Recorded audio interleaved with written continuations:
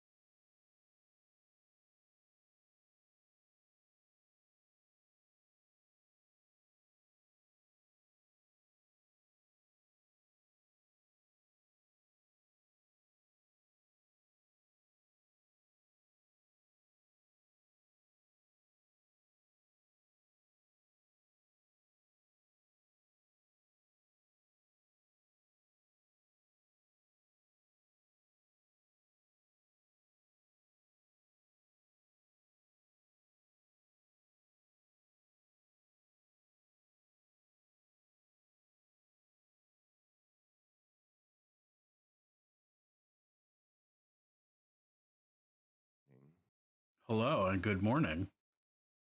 Let's holy fire them. It's good, Jesse. And I didn't myself. put you here. There we go. Now people know you're Ad talking. break in 28 seconds. Yeah. All right, cool. So I imagine we'll stumble over each other's words sometime, but we'll get in the flow. Yeah, we'll get there. It'll take some time. Are we supposed to? Adam, how are you? Moros, how are you? Muted. Bloom, only 5% plunced. I hate that. Bont is doing well. We're streaming with good Jesse today. I Uh-oh. gesture to this Discord icon. That definitely looks like good Jesse's face. But if you're not already following good Jesse, please go do that. Yeah, and hey, the person in my 'Cause he's my chat, best you friend, should he's my follow pal, holy fire he's my them. homeboy, my rotten soldier, he's 'Cause my that's sweet nice. cheese, my good time boy. What does plunced mean?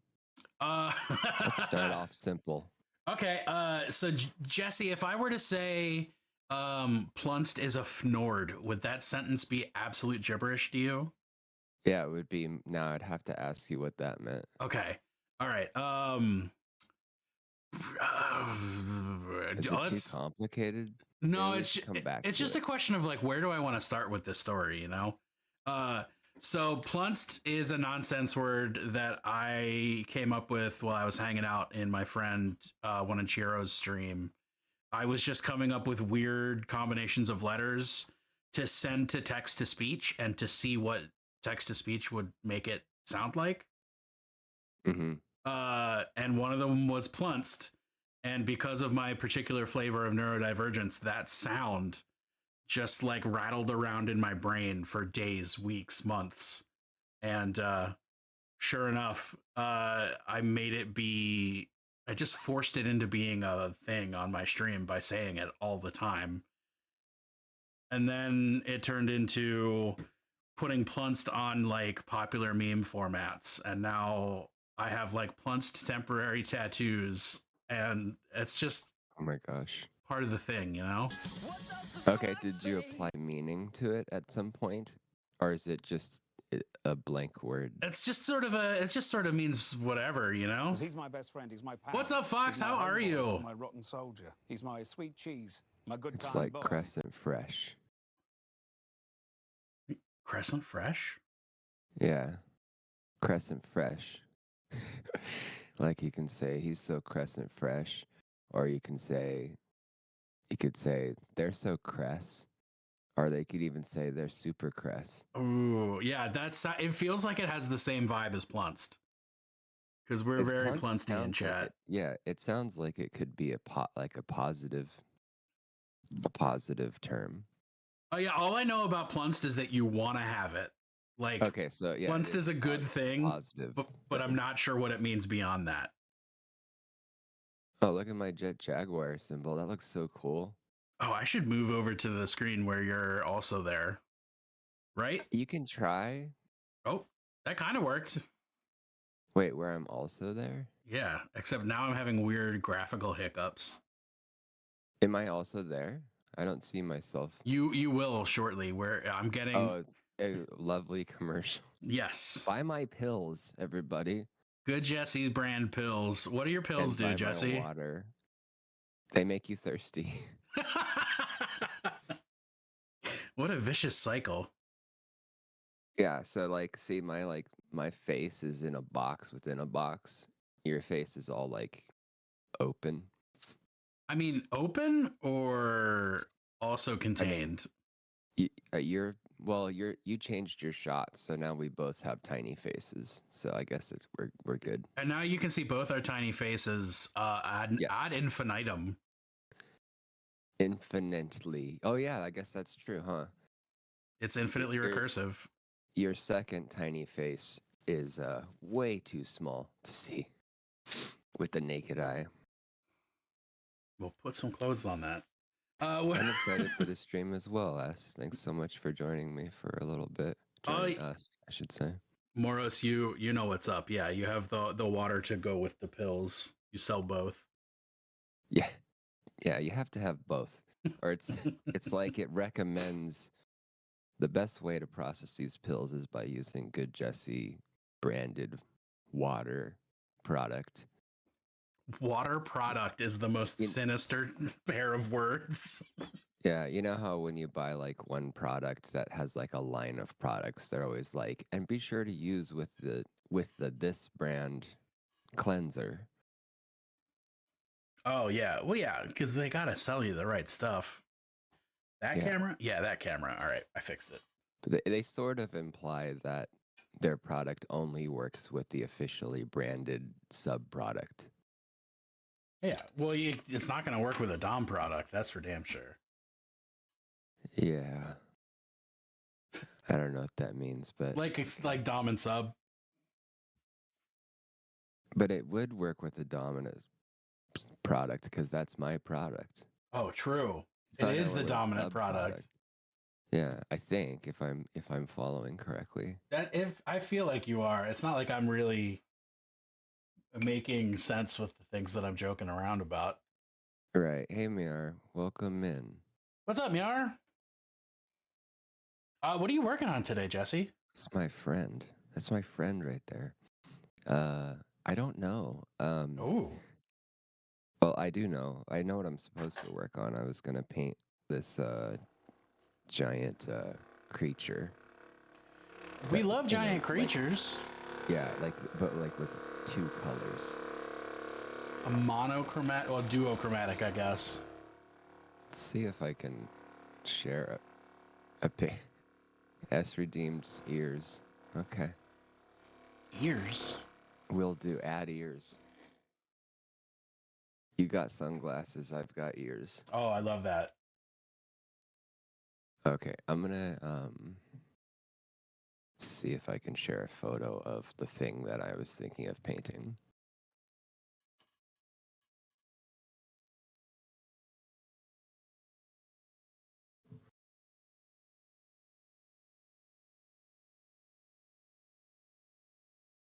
Oh, it's too big to fit in the page. What the hell, man? Oh, it's huge. It's Oh, you can see that, eh? Yeah. Okay, I well, have just your I'll I scroll up and down it like you're like eyeing it up and down, like yeah. say. That's good stuff.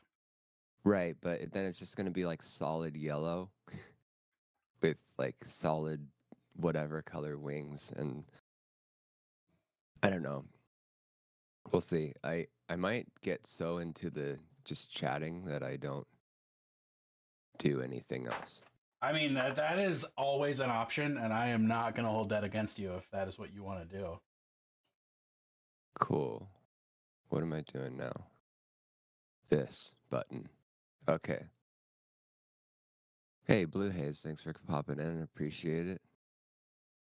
Everything seems to be going just fine so far. What about yourself, Holy Fire? What are you working on there? I am working on a mini that was a gift for me from chat member Clipot, who I don't think is around yet, but usually pops in. He kit bashed this mini for me from Wow. various sources. It's like a modern his take of like a modern update of like a very like I want to say 30-year-old Warhammer model called Doom Rider. Nice. And so That's nice. yeah, he did a fantastic job on it. It's doubly nice because they made a gift for you and then they gave you a gift Yeah, as well. made it for me, gave it to me, and gave me the joy of being able to paint a cool thing. It's two gifts in one. Yeah, much like your combo water and pill. Yeah, it's two gifts. Welcome in, Deadwing. Thanks for stopping in. Appreciate it. Until I have some meetings. They say your model looks super cool. It looks super cress. Oh, hell yeah.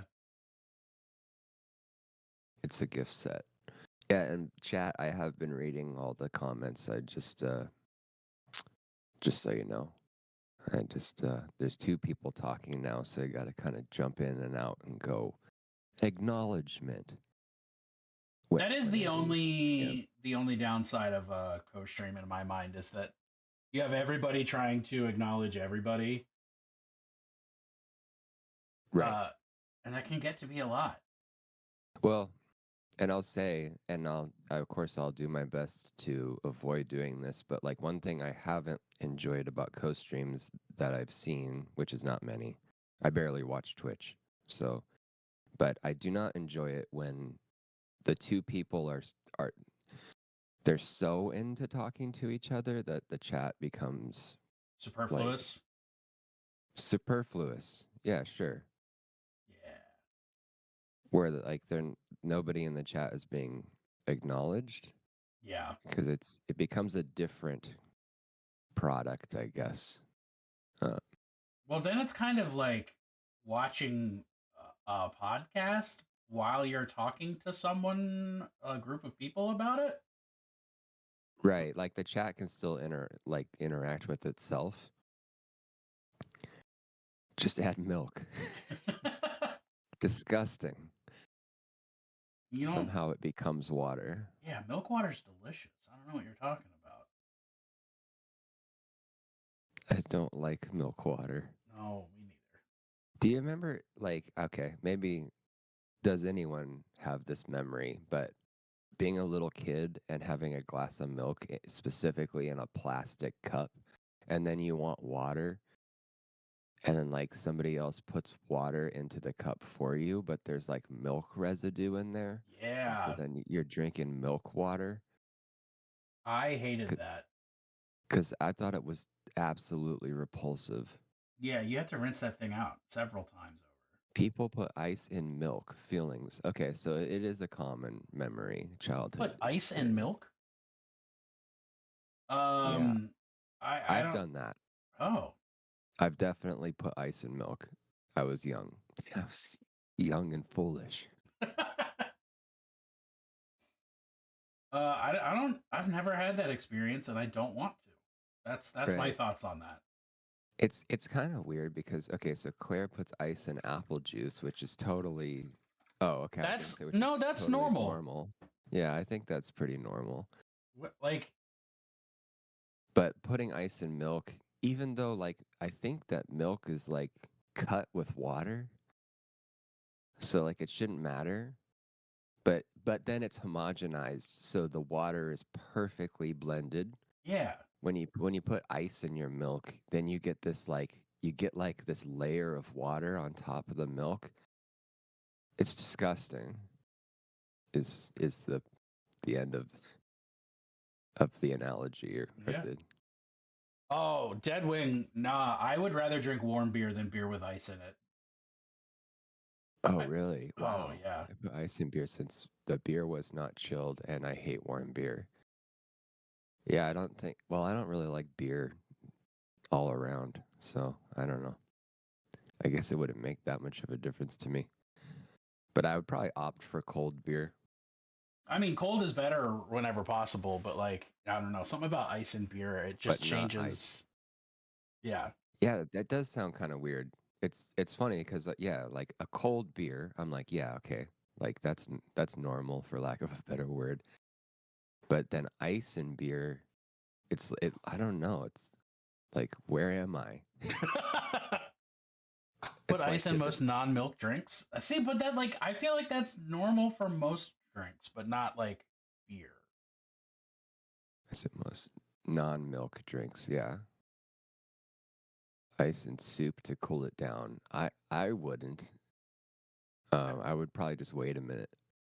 I think it yeah, it depends on the soup honestly, cuz if it's like chicken noodle soup, that broth is already so watery probably that I don't think it's going to affect me. But if You it's drink like okay. clam chowder, I'm not putting ice in that. Deadwing says he used to drink 1% milk. Does that count as watered down milk? And I'm gonna say absolutely. So Like true. Ooh, no, yeah, no, hit me. if you want to take a shortcut to experience what ice and milk is like, drink 1%. It's Uh like an Americano for milk. oh god. So growing up, my mom was really, really adamant that we were a skim milk only household because other milk would make you fat. Mm. Clearly, I drank. Clearly, it didn't change anything for me, but not the point. So I never had anything other than skim milk until I was like a teenager. And by the time that I had my first like whole milk, I was like, "What is this? This is disgusting. What's going on? I Why? figured. Why is I this figured milk that was gonna be how it turned out. like this?" Why is it thick? Yeah, why does it have flavor and body? Right. Like, Right. Yeah, I would imagine 1% is for people who don't really like milk very much because it's like Heineken. oh yeah, It's like the really really really light beers are like a Corona. yes. Oh, good old Corona comes pre-skunked. 2% is what they gave me in school, so I like whole or 1%. Is there a 1% and a 2%? Why bother? There is, and I don't know why, but Adam points a good argument I don't about like milk. Right. lactose tolerance and things like that. Right. I mean, I would recommend just don't drink milk, but that, Preposterous. whatever. It's too late now. Had non-homogenized whole milk years ago. Felt like I'd been lied to about what milk was my whole life. So, like, was it good? Homogenized. Isn't that the process that I just mentioned where they like blow it out of like a sprayer and um it's 10% is twice as much milk per milk. Yeah, right. You want to be pasteurized, Moros? I don't know if being parboiled is really good for a human. Okay, so I'm getting pasteurization and homogenization mixed up because I can't remember which one is the one that creates it into that makes it into all the millions of tiny little bubbles. Well, I think pasteurization's like they flash heat it. I think. Okay, pasteurization is the cooking, and then homogenization. Yeah, homogenized is the word I was thinking of, like meant earlier, where you basically it's like you take the milk and put it into your airbrush and blow it out. And it Oh makes it yeah. into like millions of tiny little separate bubbles that don't break down, and that's why your milk is like one consistency in the fridge instead of separating, whereas like natural milk separates, so it's even more disgusting slash I maybe delicious. I've never had non-homogenized milk. I think that's what Blue Haze was saying, is he had non-homogenized milk, like basically fresh milk. You gotta shake it up before you drink it. Just It's like fine. paint. Well, I've had like duck eggs, and they're amazing compared to chicken eggs. I prefer them. They're like the fat is a lot creamier and Yeah. deliciouser. Duck eggs are really good. Also, Cream quail top milk. eggs. Oh yeah, I don't think if I had quail eggs, I don't remember the experience. Do you think that they're better than chicken eggs? Oh yeah. That makes me want milk with a cream top. Yeah, I mean, I don't know. Maybe it's good. Maybe I don't know. Are you supposed to eat the cream top, or are you supposed to like take it off? I mean, they probably, I don't know, they wouldn't serve you something you couldn't eat. I say, knowing that that's not true at all. No, somebody says, yeah, it's just cream. So, like, I bet it's the kind of thing where, like, you could mix it in if you wanted, like, really thick milk, or you could just eat the cream. Like, they have cream top. S is getting sick at this conversation. They have cream top yogurt that's pretty delicious. Oh, this is a bunch of stuff I didn't know. Chocolate milk with cream top is amazing. That sounds really good. That does sound good. I mean, we are Oh, Girl cooking Friday. Welcome in. metaphorically. I'm sorry, what was that? I said we are cooking metaphorically. Mm, We're cooking in the parlance of our times with our thoughts. okay. Sometimes I don't understand things, and then sometimes I do.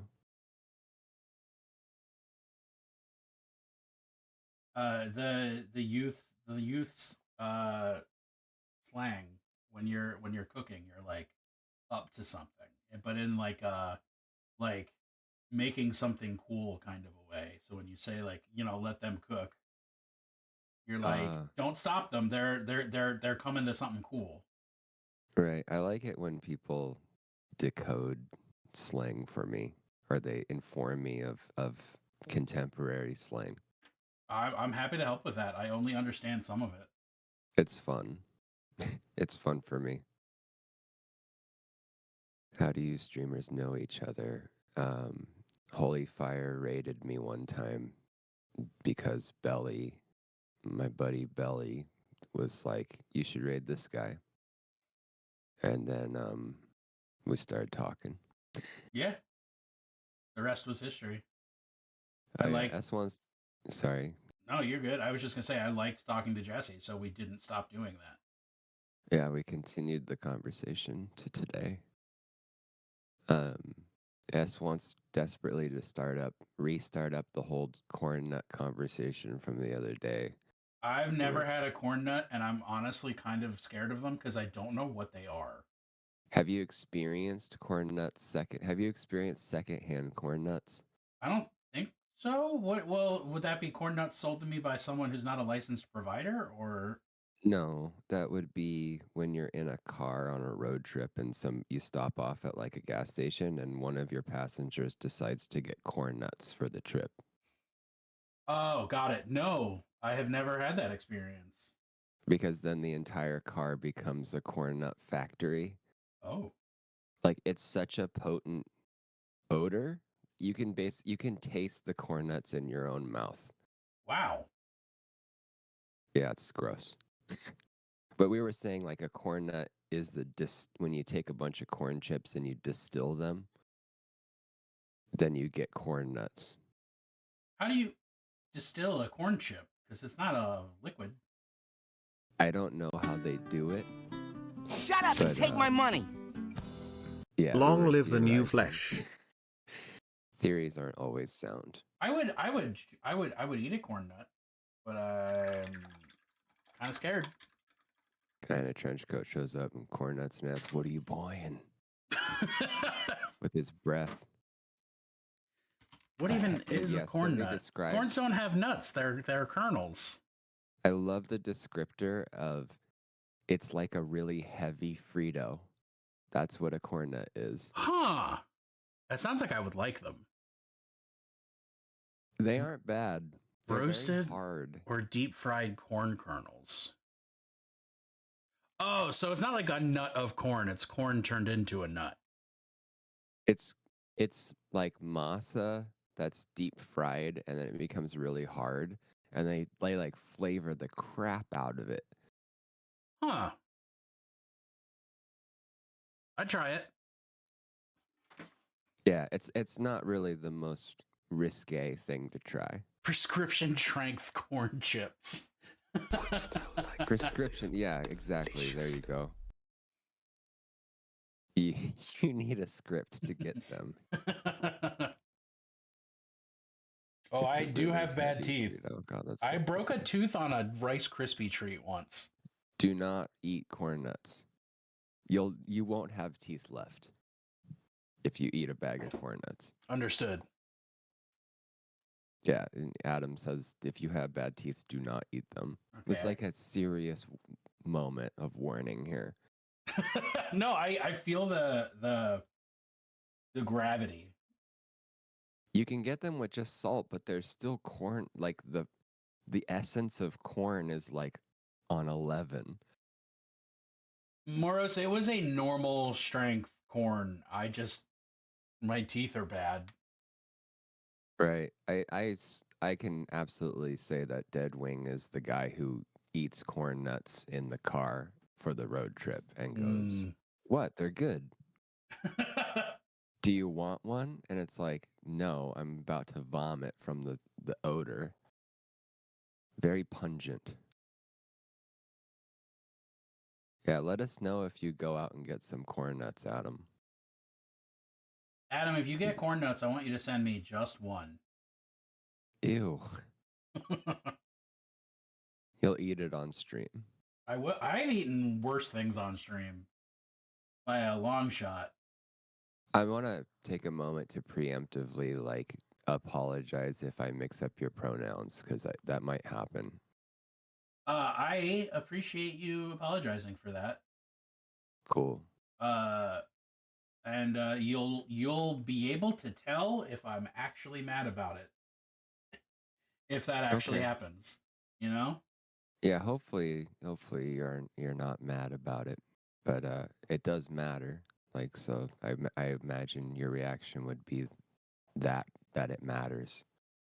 It'd be like a hey man sort of strength of reaction. Cool. I like gentle pressure where you just gently correct someone. You know, them. Yeah. They. Yeah. Is this You know what? Are we brought up because is this brought up because I didn't notice that had just happened? Not that I know of. Okay, cool. I just was like, no, I did was this just serious happen? in saying preemptively. Okay. Like if where it's likely to happen is if I'm making some kind of joke where I'm referring to a person in the third person and I'm like, dude walks up and goes, "Hey man." Well, does that make sense? Oh yeah, it makes perfect sense. But I would also at that point argue that for me at least, dude is a gender neutral term. Okay. Is Jesse going to paint? I don't know. I think I'm too nervous. It's he whatever. He, what is it? He whatever. Him. He him. Yeah, that's the other one. I thought you were just saying like, I'll use whatever pronouns. That's fine. I'll also accept they. I was gonna say, this sparks another topic that I think that you may appreciate, Holy Fire, I which would love to hear which it. is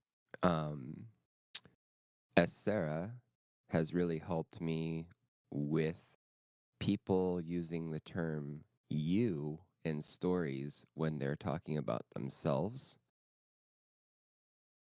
So, like, if I was telling you a story,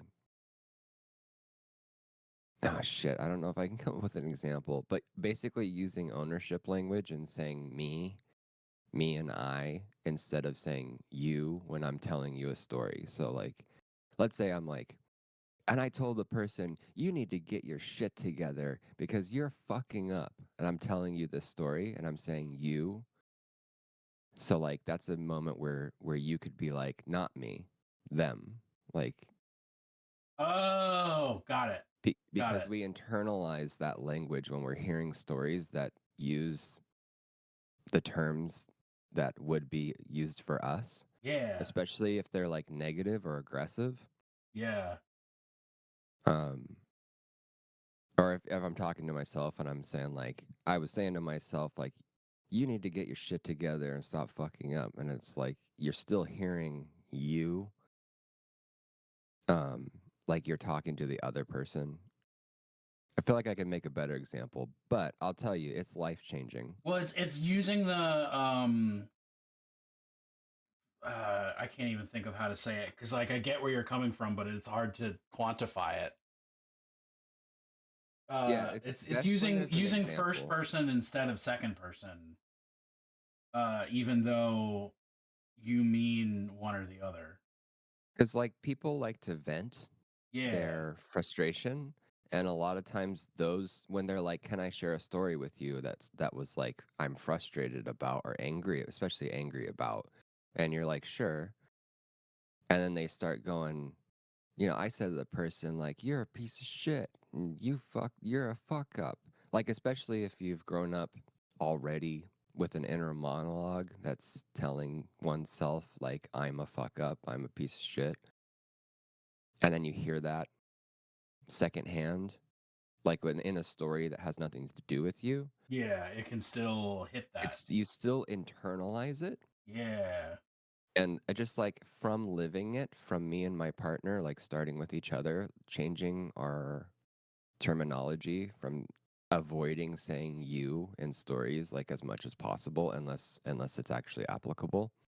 It just like it reminds me of pronouns. So you're talking about like you'd be telling a story, be like, yeah, I told him that I wanted to pee in your cereal. You'd say I told him I want to pee in his cereal. In their cereal, In their like cereal. Yeah, okay. Because it changes like the distance, quote right. unquote, of like where the listener is located in the story. Right. Like the superposition of the listener. Yeah. It's like you because I don't think anyone would intend to start a conversation of being like, I had an argument with someone earlier. Can I share it with you? Okay, cool. You're going to play the victim. Yeah. Like you're gonna play the person that I'm angry at. And I think that people unintentionally and subconsciously do like put people into that superposition to role play, especially if they didn't act in real life. Like Yeah. there's a lot of stories where people are just angry and they're like, I should have said like what I wanted or what I was thinking is, you, when it's really they. That's a very uh what's that fucker's name? It's a very like Jungian approach to that of like because like the most fundamental dichotomy that exists is yourself versus not yourself. So like you are really flattening all of human existence into you who it happened to and not you who is anyone you happen to be talking to about this experience. Right. I want to say I'm trying to read this name, but it's really dark. Is it Lost One? Lost Uh, Oneros. Okay, Lost Oneros. I'll just say lost for the moment, but I was not aware people internalize that, huh? What I would recommend is try and catch a moment because you'll experience one that it happens so often where somebody's telling you a story and saying you, and then just like this is just my recommendation. Do a mental check of like how does it actually feel right now as the person's like saying you at me, and like that's where I was able to catch just how like damaging it is. And like I said, I think it's for me, it's because my inner monologue is already running a tape that says I fuck you. Well, it's saying you. I'm doing it right now. Like I would say my inner monologue is running a tape that's saying I am a fuck up. So that's me using that ownership language right then. But in a typical story, I would be sharing with Holy Fire. I would say, my inner monologue is typically running a tape that says you are a fuck up. So like that, yeah. Then you could probably feel the you are part. Yeah, With it hits different.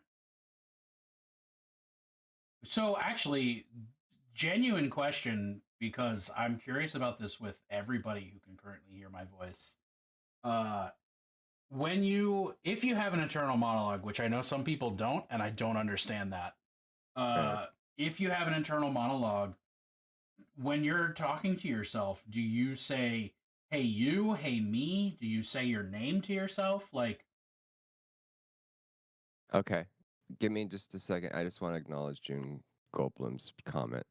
Um, that's all. I acknowledged the changing the math story problems to they them. It was easy change that helped a lot of students. That's awesome. It's like small victories. oh hell yeah, Um, so my inner monologue, traditionally, I actually refer to myself as we in mm, plural, okay, and it's something that within the last year or two I've been proactively trying to change and kind of reclaim to say I. Because for me, I realized that when I say we, it is somehow linked to low self esteem. So, for example, we did it versus I did it. mm, So, like, I'm homogenizing, I yeah, typically homogenize my self praise. So, it's particularly for, because I think I'd also say things like, we did it, good job, and you're a fuck up to myself. So now I'm trying to go, I did it, I did a good job. And then I guess I would probably be trying to saying I'm not a fuck up. But it's been really empowering. It's been very, very helpful. it's like Even it sounds like a way to avoid giving yourself credit. exactly. That's huh. I didn't grow up in a way where I did very much self praise. And when there's self praise, it goes through this mechanism that dilutes it, is what I realized. Huh. So by simply changing it to I, it's been super foreign, but like when it comes out naturally, I actually pause and like go, good job. Like I can do it. It's very important to pause and tell yourself good job at any given time that you have done a good job. Not just with like monologues or, Right. just always take the opportunity to tell yourself you did a good job when you did. Right. And it's just like it's the value of saying I did a good job has increased exponentially from changing the simple term once again from we to I. Oh yeah. And I'll say, like, because traditionally I don't really believe in an I. So, like, technically, like, I think it is arguably more appropriate to say we when you're talking to yourself because there's so many different nuances and to the mind. There's so many different personas within one mind. But for health reasons, I'm gonna just say I. For mental health reasons. That I was gonna say that to me is so that description of experience is so divorced from my experience that it sounds like uh I don't know. It sounds wild to me. Because Which part of it? Like so the multifaceted mind or singular mind? the multifaceted mind to me sounds like, not to be armchair diagnosing, but it reminds me of people who have talked about dissociative identities or being a system. Sure. But I think that if memory serves me, there are psychology books that encourage to think about the mind as separate functioning identities that's an ensemble. Like I believe like the mind is an ensemble of like positions. But for like I said, I discovered that I think it's healthier for me to just say I. Interesting. I've I've never heard I've never heard that theory, but I like it. I fuck with it. I like I mean, it I makes some kind of sense. yeah. Okay, I want to read this comment by S. I have actually always called myself it. Like I am observing a creature from an outside perspective. It has only just recently changed to we more often, but it's because I'm including my child self in that. That is awesome. Ooh. That's just an awesome. I thank you for sharing that story. Because well, mostly because I identify with it. But it sounds like S was onto something a lot earlier than I was. If their child self was referring to themselves as it. But I like it with the descriptor of saying like I'm observing a creature from an outside perspective, because that's how I view myself now as an adult. Hmm. Like I don't I don't really feel like my mind is my own. My mind is my own, or if you want to say my sentience or spirit is my own necessarily either. I feel like I get to experience this creature, and like most of my thoughts are automation. I So I think think that's we really think interesting. similarly. I like that. I don't. I just start talking to myself because I know who I'm talking about. I'm trying to get to a specific, a point specific or frustrating, I might go Moros, or if I'm trying to be kind, I might say sweetheart. Huh. That's nice. My internal monologues usually, hey, you bitch. Adam, I think I think the point of this conversation is that you're explicitly not supposed to do that.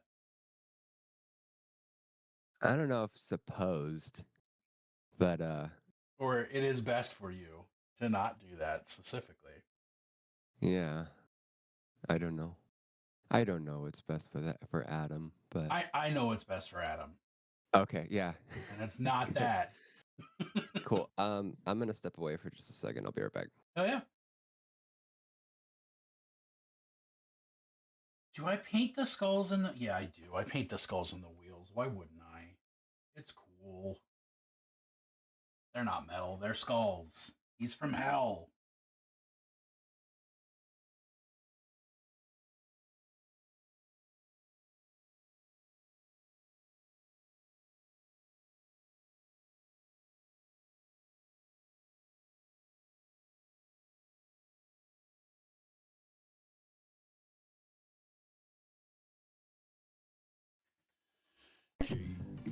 Now that I can hear this song, it is so not my jam.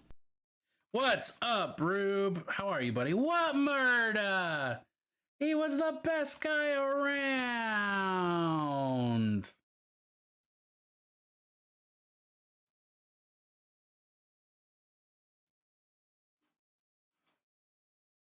Rube, I hope you're doing fucking fantastically.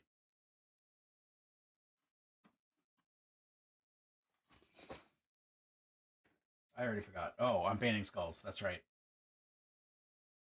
Aha.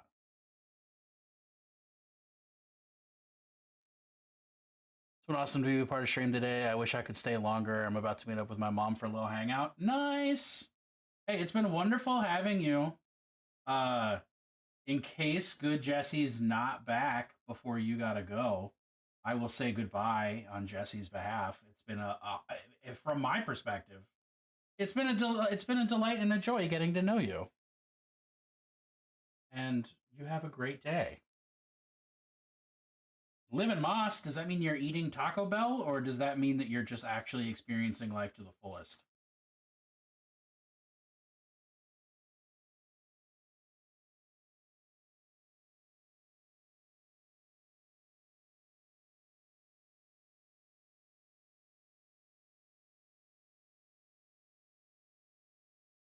Living life vicariously through this crunch wrap. Hell yeah. May we all be as supreme as the crunch wraps we eat. I would also like to be stuffed full of tomato and lettuce. You're back. Welcome back, Jesse. It's time for brown bunny ears. Ooh. It's dub ears time. Dub ears. Oh, I painted that already. Sweet. Looking ahead of myself. No dressing? Do people put dressing on crunch wraps? I guess there's sour cream in there? I'm not actually sure.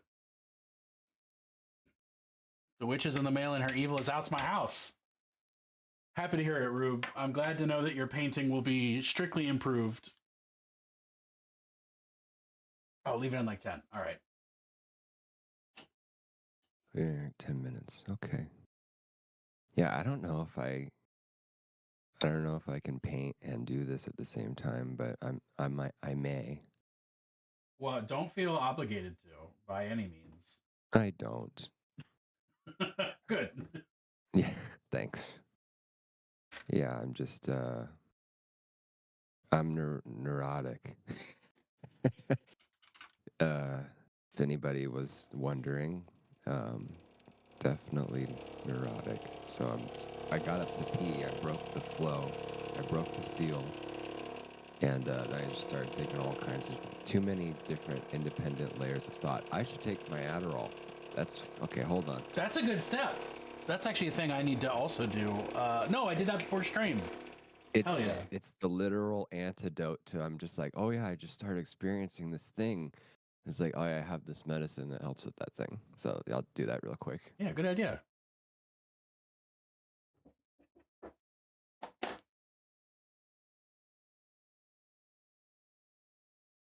Okay, yeah, all the meat's in the front. Oh no, there's that one corpse head. That's got meat on it.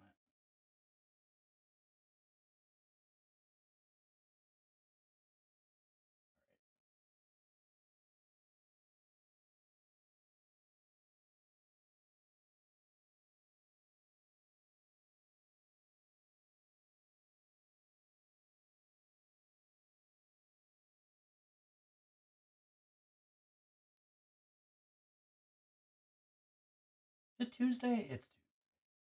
Okie doke. All right. Well, yeah, I'm gonna look at paint. That's a good first step. It's not a bad one. If I can find two colors that work well together in the way that I want them to work. Teal and orange. Teal? Teal and orange. Teal and orange. Is teal that's like blue, right? Teal is like a bluey green. I think it's more blue than it is green. I can never remember the difference between teal and turquoise. Right. No one can. Actually, chat has corrected me multiple times on that difference. It's only Tuesday. Just keep telling yourself that it's only Tuesday. It's only Tuesday. Cool. What's up, buddy? Hey, Ghoul. We know this person. Forgot to tell this wildness. My mom implied I cook dirtier than her and proceeded to ask me to bake cookies with her in my kitchen. Because he's my best What? friend, he's my pal. He's my What? homeboy, my Like, rotten soldier. she wanted he's to my watch sweet you? cheese, my good time Okay. Was she gonna teach you how to cook cleanly? Was that the goal? Like clean, I want to know, like cleanly, like proper hygiene, or clean like your product like looks clean. Ask her if you want to rub your dirty hands all over them cookie doughs. Mm. There's a lot of dirty hands and cookie dough going on in this particular home. Bake cookies with me in my implied and dirty and unhygienic kitchen. Oh, okay. I see. Well, clearly it's not that dirty and unhygienic if she doesn't give a shit. You know? I am well. I think I can say with relative confidence. I'm having fun doing this joint stream. I called bullshit and she backtracked. I'm also having fun doing this joint stream. I already forgot what color I wanted the skin to be. Where's my reference image? Oh, just unhealthy white. All right. You need the gross stuff to make the dope stuff. That's true. And that's true in a lot of recipes. Okay, I think I have 2 colors picked out that would work. My other problem, and I don't want you to like worry about it. I don't want anyone to worry about it. I'm right? worrying. I just want to get it out there, but I'm feeling like shaky, particularly shaky this morning. The before mentioned Adderall has been really killing my appetite, so I've been skipping bunches of meals. And then I just have shit circulation as well. So I'm shaky, and it's kind of deterring me from wanting to paint. But I might paint anyway. That's the end of that story. I can definitely understand that. I have pretty much constant carpal tunnel, which is why I wear the wrist brace. Oh, I'm sorry. It's literally my own fault, but the only other option is not do one of the things I enjoy the most for like months until it's fine again. So nah, that's okay. Deadwing, I finished the Tau commission. The ship turned out all blotchy. I did not succeed at getting a perfect contrast coat. So I'm gonna actually offer the guy to repaint the ship with layer paint if they would like me to do that, like for free, because it wouldn't take long. But I'm gonna show them the final product first. But otherwise, I'm done, and I could really use the money, so it's great. Moros, I'm glad that you handle her pettiness better. And that goes directly against my thought, which was, well, you should just be petty back and go ask to make cookies in her kitchen and then just intentionally ruin her kitchen. Bring your filth to their kitchen. Yeah. Fuck that kitchen and up. Make a deal. Make it an eye for an eye over cookies. Ooh, airbrush would be really good for a smooth towel ship like that. Yeah, but then I'd have to mask off every section, and I don't want to do that. Touché. I don't want to do things. I have a hard time arguing with that. Right.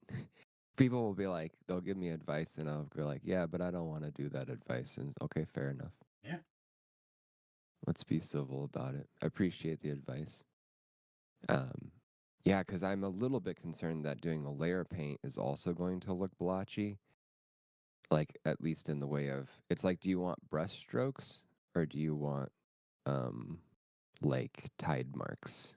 Yeah. Well, the only way that you're going to avoid the brush strokes is if you really thin it out and do layer after layer after layer. That's probably what I would do. Because I'm so used to working with glazes at this point from working with contrasts. Yeah.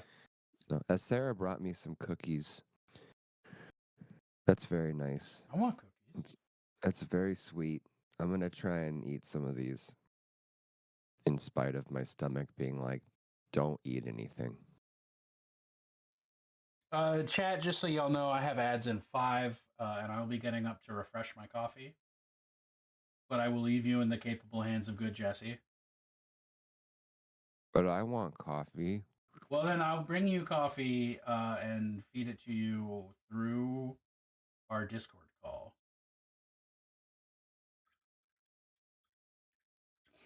You want cookies when you make cookies? Yeah, hell yeah, I want cookies when you make cookies. I always want cookies. I will not turn down a cookie.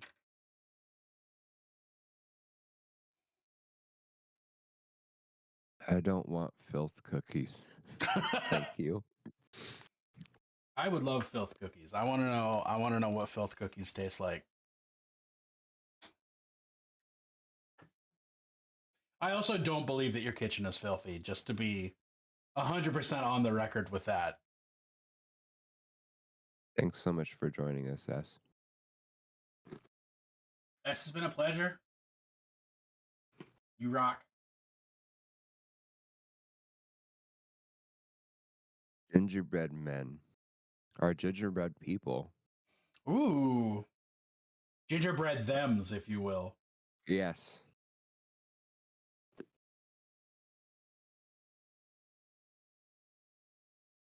Gingerbread theys.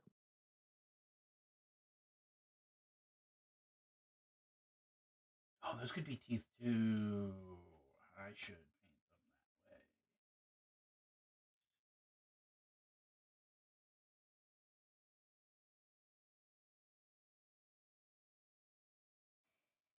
that way. Oh man, gingerbread and eggnog.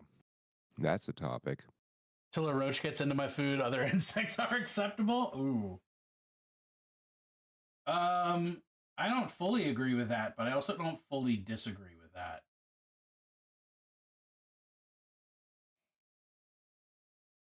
Want to make quilt cookies? I don't know. What is a quilt cookie? Adam, my take on gingerbread and eggnog is that gingerbread is fine. I'll never seek it out, but I won't turn it down. But eggnog is the only good thing about being alive during December. Hey, eggnog friends. Fucking love eggnog. I was gonna say, for me, gingerbread is awesome. Real, like really good, authentic gingerbread, which I've only had one time ever. And then homemade eggnog is the shit. Oh, hell yeah. I have made some homemade eggnog, and it's delicious, and then you get drunk. Yes. And then you drink all the eggnog by yourself. Yeah. Eggnog slaps. Yeah, I agree. Eggnog does slap. I can tell you, S fucking hates eggnog. Oh, no. Wouldn't even try a sip. Oh, yeah. 15-year-old alcohol eggnog. Yeah. Probably not the best. Not a great mix. Oh man, fuck gingerbread houses. They feel like such a waste of food to me. I can't get into them. I don't really enjoy gingerbread houses either.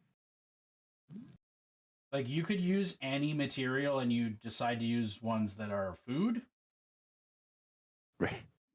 They're kind of like Christmas trees. It's like we're already tearing a tree out of the ground and then throwing it on the side of the road. Like, do we have to like waste a bunch of food too? Yeah, yeah. All right, Holy Fire chat. My ads are happening momentarily. I'm gonna just step away from the computer so y'all can keep hearing good Jesse and his thoughts. How many minutes of ads do you have? Trace 3. Okay. I run once hourly 3 minutes of ads. But your chat won't hear me while you're having commercials, isn't that right? Only the ones who aren't subscribed. Oh, okay.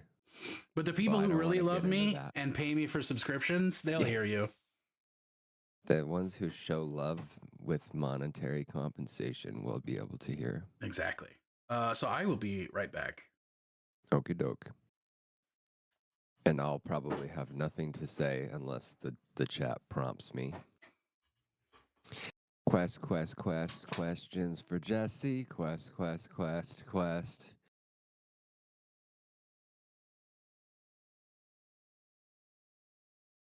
I hear you because I love Bennett. That's nice.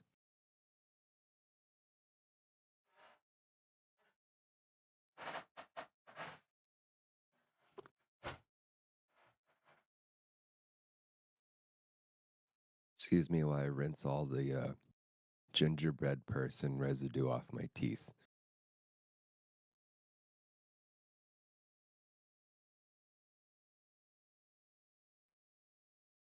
What's your favorite reptile? Reptile from Mortal Kombat? What is my least favorite animal? I don't want to say. It'll offend half. I'll lose half the audience if I say what my least favorite animal is. What what are you working on now? You said you don't have any new models to paint.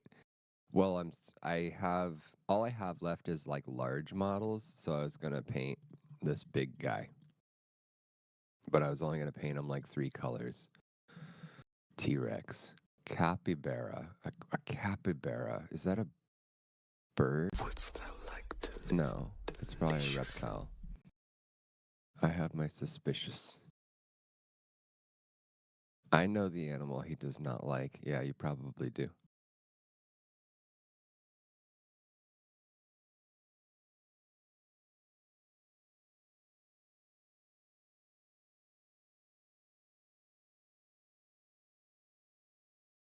Um, the model that I have selected is from Shadows of Brimstone.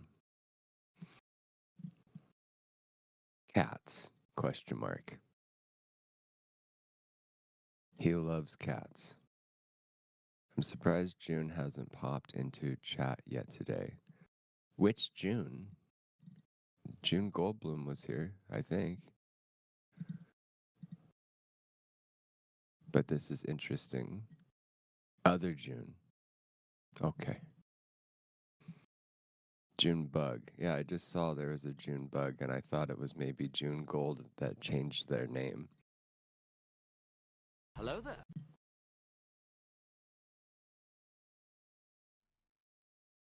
Probably cat is probably my favorite animal. It's either a cat or a rat. Rats are awesome. Oh, Junebug is Bennett's partner. Together we form a Fey court. That's nice. Because he's my best friend, he's my pal. He's my homeboy, my rotten soldier. He's my sweet cheese, my good time boy. Professor Grimm. Rats are adorable pocket puppies. Yeah. Except they don't bark. And sometimes they go. When they chitter, have you ever seen their eyes bobble? It's the craziest thing. When rats are happy, their eyes like surge and like jiggle. And when you realize that they do that only when they're really happy, it's like the most adorable thing. It's the most bizarre but adorable thing in the world. I like gerbils, but I don't have a great gerbil lifestyle. Oh man, well maybe in time.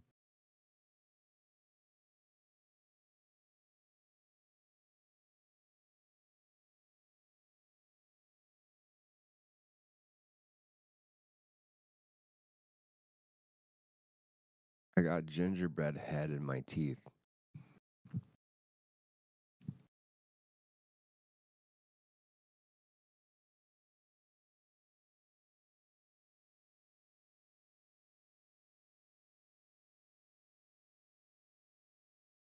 Oh yeah, I picked my colors, but I didn't actually take note.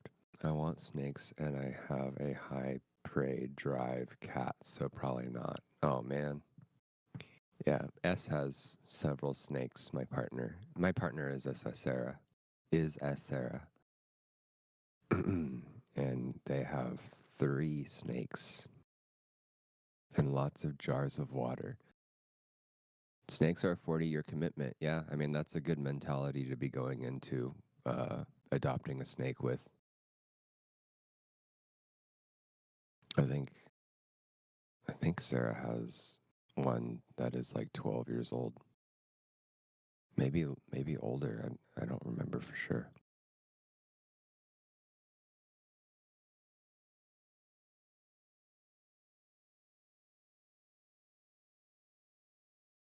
I didn't think I knew about snakes. Oh, about how old they can get? Yeah, it's crazy. They can outlive you.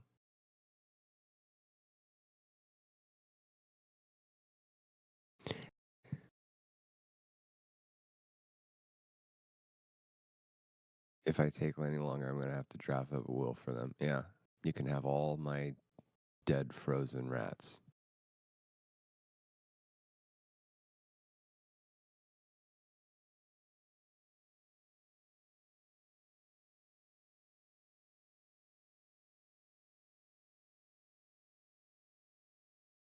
Oh, you didn't know that Sarah had snakes. Yep, we got 3 snakes.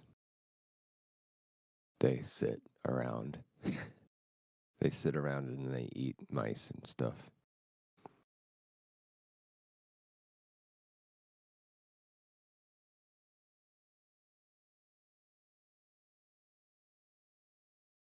Is this Hotline Miami music? Because this is dope.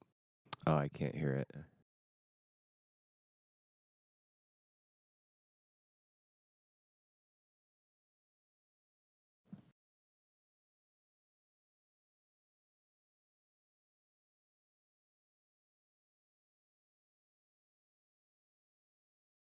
Yeah, I can't tell, like... Oh, yes, I can. That's how it tells me. Hey, my wee-wee is here to pay me company. I hope I don't get paint on it.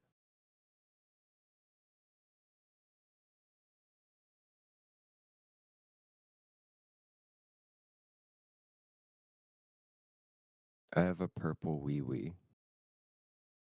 Spelled O-U-I-O-U-I. And it's pretty cute.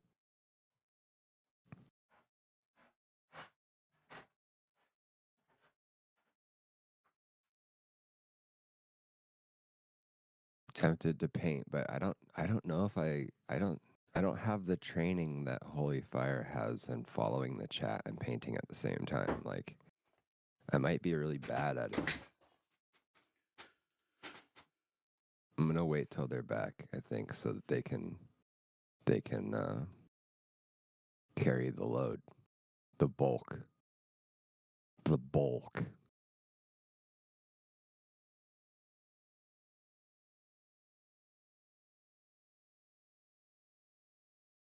Okay, that's better. Can set a timer and give it a try for a little while. I suppose I could. Rexy, this song is Paris by Moon. Moon. But Moon is spelled capital M, Right. line, capital O, line, capital O, line, capital N. So that you can find them easier at the disc store. Yeah. Yeah, they're right there at the front.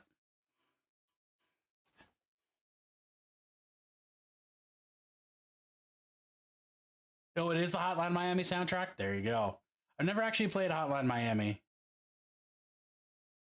I missed so much while I was gone. I'm sorry. People asked me stuff.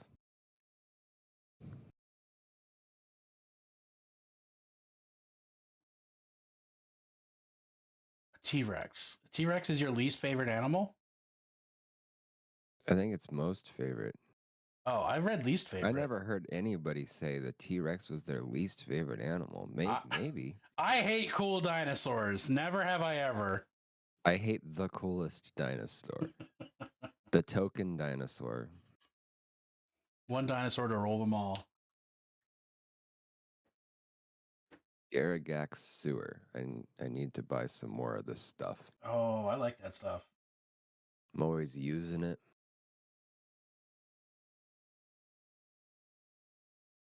Honestly, all the contrast brown and tan colors are all really nice.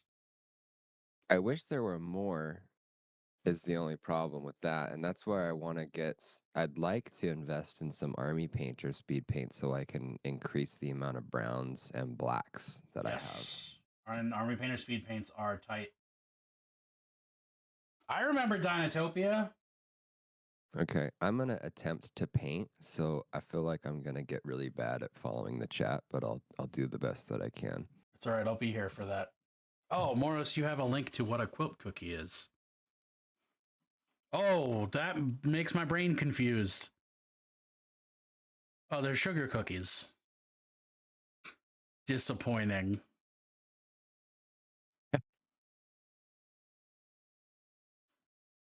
What's your profanity? Okay, all right, I won't cuss. All right, I have 5 minutes where I can't cuss. Good, Jesse, just so you know. They have to gift a sub. Oh man, you have interesting games.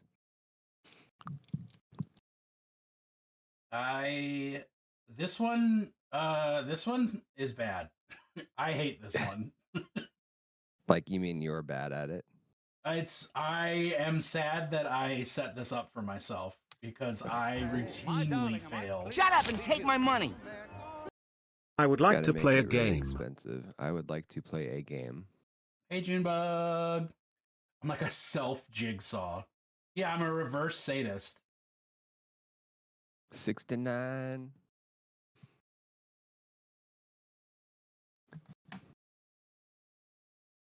I try to convince a group of people that saying Hello there. 69 is funny a few years ago, and it was difficult to convince them. But it is funny. What's up, V? Because he's my best friend. He's my This is pal. research. He's my homeboy, my rotten soldier. He's I my mean, as- sweet You cheese. you my should have good been time there for boy. me. 'Cause everybody else disagreed. Oh, 69 and 420 are both the funniest numbers.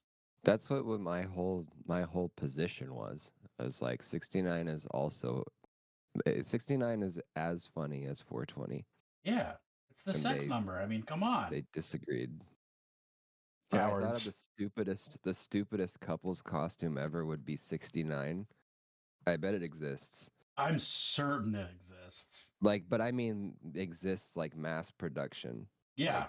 Like you can buy the 69 couples costume where one person in my mind's eye it's a blow up gold Ooh. numbers. One person's the 6 and one person's the 9. It's the I'm stupidest thing ever. going to go to Spirit Halloween right now and see if I can find it. That's what I would guess. It resides.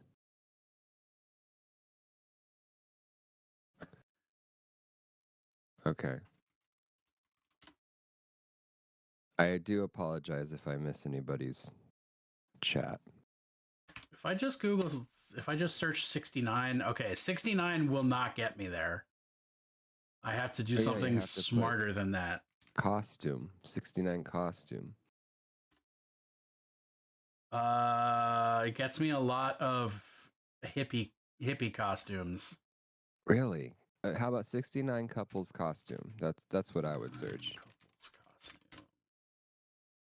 I got pictures of Chapel Roan.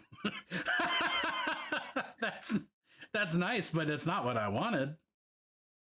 I think Wow, you so- may officially be the only person who's ever had this idea. Wow. I'm a genius. Or at least no one's ever mass produced it. But I will Right, agree, right. you're a genius. Somebody's done it. But no, I remember laughing at Halloween. I decided to smoke pot at Halloween, and then in the middle of nowhere, I thought of the 69 costume and just laughed to myself. And that's the end of that story. It's art. I didn't even tell anybody about it. I just laughed. Well, you told someone now. Yeah. No, it was locked away. You've confessed the sins. Okay, so I have paint on a model now. You've done so much more painting than you thought you were going to do. already, Yeah. perhaps. Okay, I can do this. Oh. Thanks, Moros.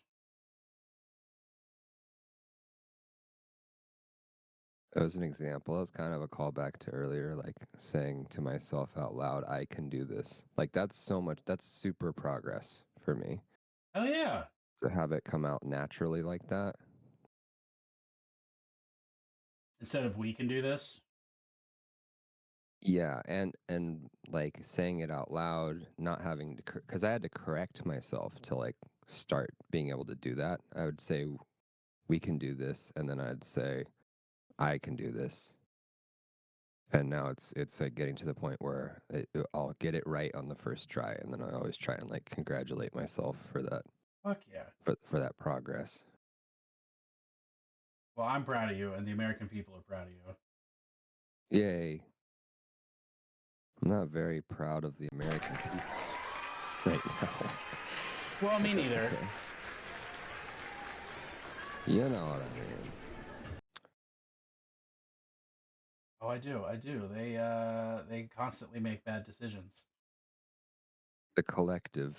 I'm not so proud of the collective, I suppose I should say.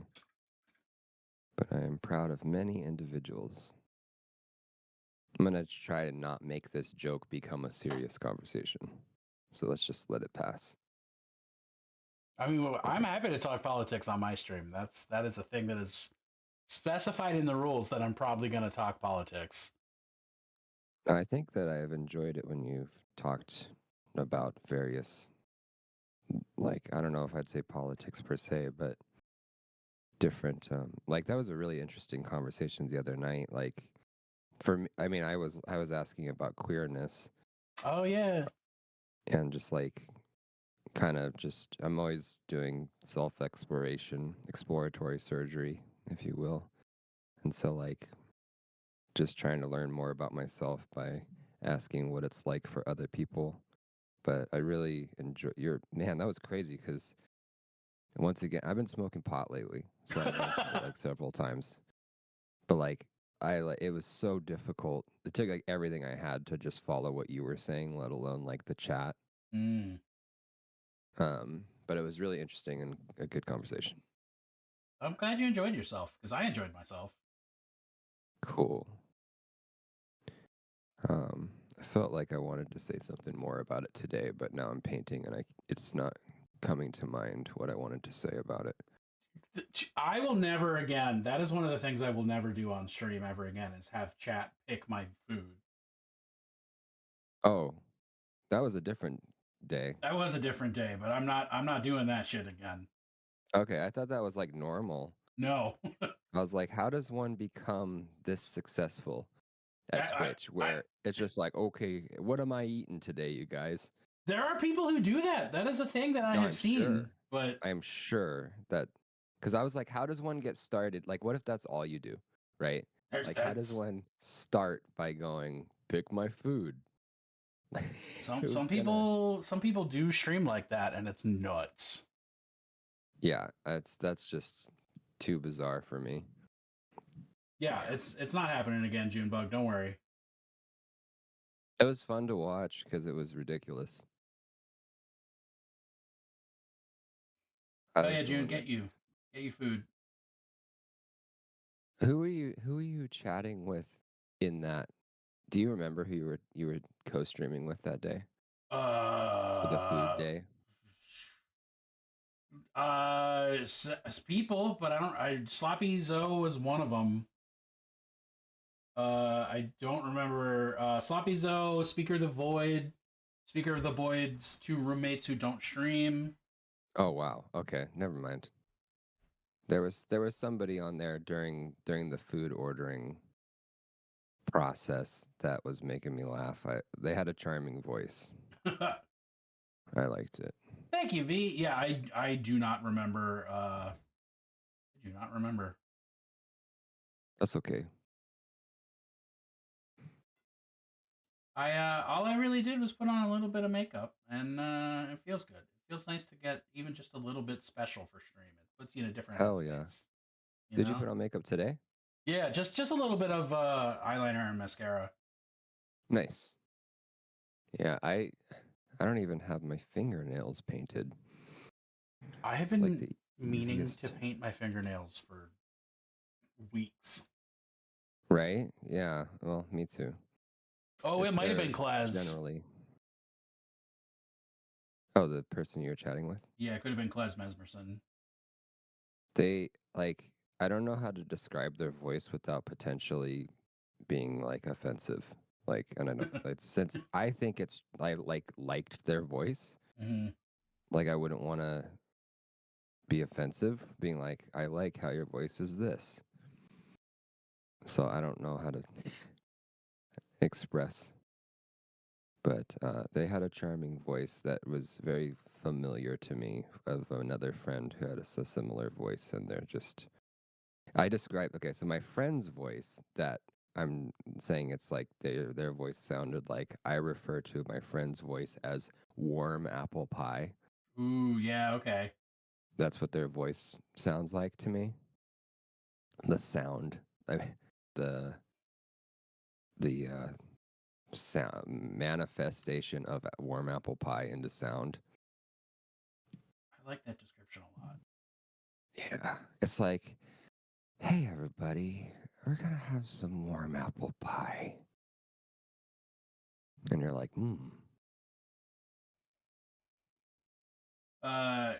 There's a podcast I listen to, and the host describes that as buttery man vocals. ooh, yeah. So it sounds like it could very easily be similar at least. Yes. Creamy man vocals. It's always time for Plunst. Hi, It's Claire. always time for Plunst. I hope you're having a It's great day always breaking time for rocks and Plunst. writing numbers. It's always Loves time pink. for Plunst. It's always time for Plunst. Okay. Well, I got one piece painted. It was a little bit nerve-wracking. But you did it. Yeah.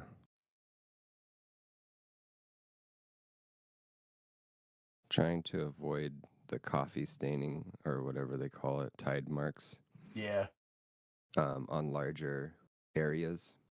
So if you, it sounds like you've worked in contrast yourself. Oh yeah, I have used contrast on the model currently in my hand. Nemesis. Okay.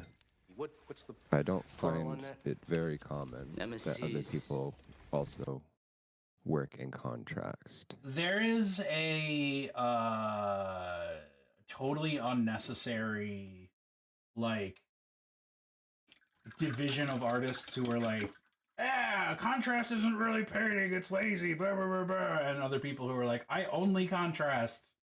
And I sit in the middle of like, they are both tools. And you should just know when to use the right tool for the right time.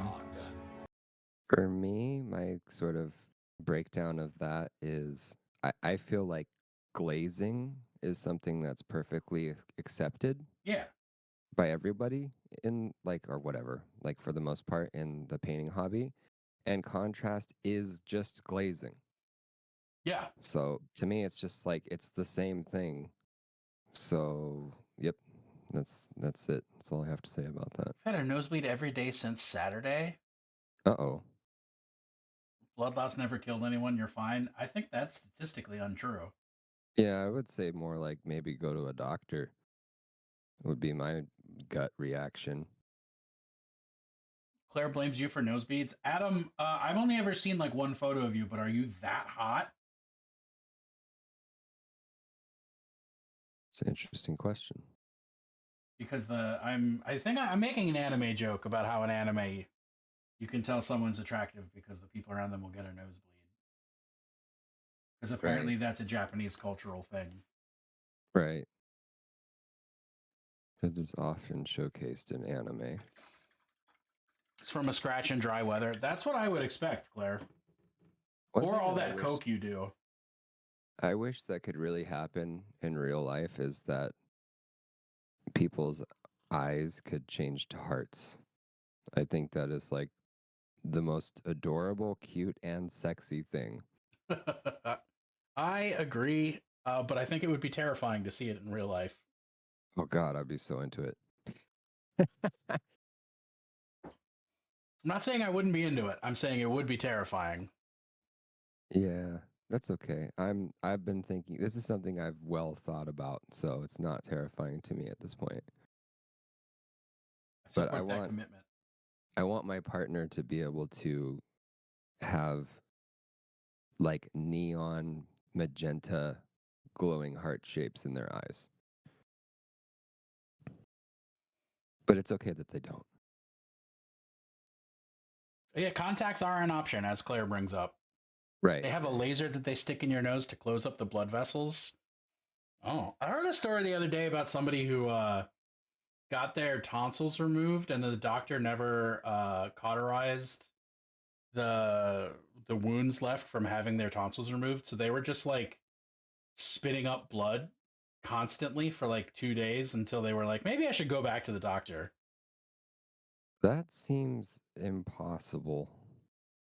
I agree. Like maybe they effed it up, the process, but to just like forget to close a wound, an open wound, that seems pretty unlikely. This is first off, this is on TikTok, so who knows? Okay. But the follow-up to that part of the story was that that person later on found that the doctor who did that to them had their license revoked for being drunk on the job. Wow. But do we know if it's a true story? No. Okay, that's all right. It's the internet. Everything is Schrodinger's truth. Right. It's a good story, though. I was entertained.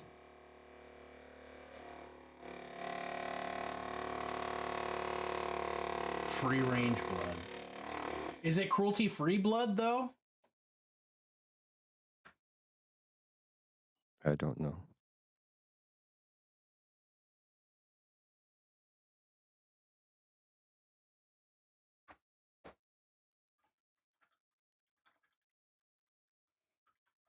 It's probably not. Most blood is not cruelty free. Occasionally farm to table. What about all the blood donors? I forgot that is a thing that you can do. You can give blood to people. You can, and you can do it voluntarily. You can make somewhat of a living off of it. I fucking forgot to watch that part. No blood is cruelty free. You must face the horrors of husbandry. What? Oh. I don't know if that's true, Claire, because the thing that Jesse just said. When people save each other's lives.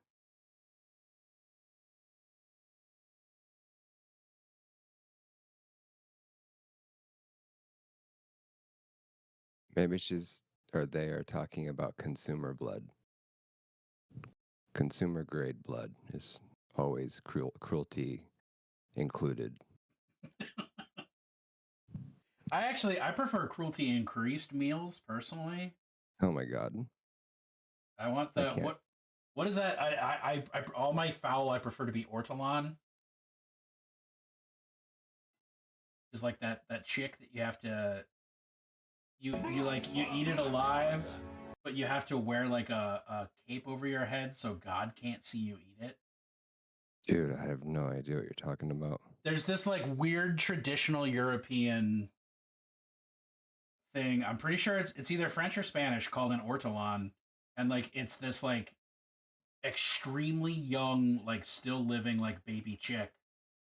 And apparently it's delicious, but the traditional way to eat it is to like put like a cloth over your head before you eat it so that like God can't see you and judge you. It's probably just so that you don't make everyone around you sick. Yeah, from eating a fucking live chick. Yeah. Yeah, the chicks in Fable were based on a real life thing. Adam, I'll check. 'Cause I don't know. Never cease to disgust me. This was Tarzan who put this on the list. God, we haven't seen Tarzan in a minute. I hope he's doing well. Okay. Well, I painted some stuff, but I basically haven't looked at the chat since I started. The chicks from Fable were based on a real thing. Okay. I still remember slamming like 50 of those chicks to max out my evilness. Oh my god. This is a video game. It's fine that we move blood and hair around to different states, but you move other bits, the states get mad. Well, yeah, because the other bits generally involve cruelty, as we've just established.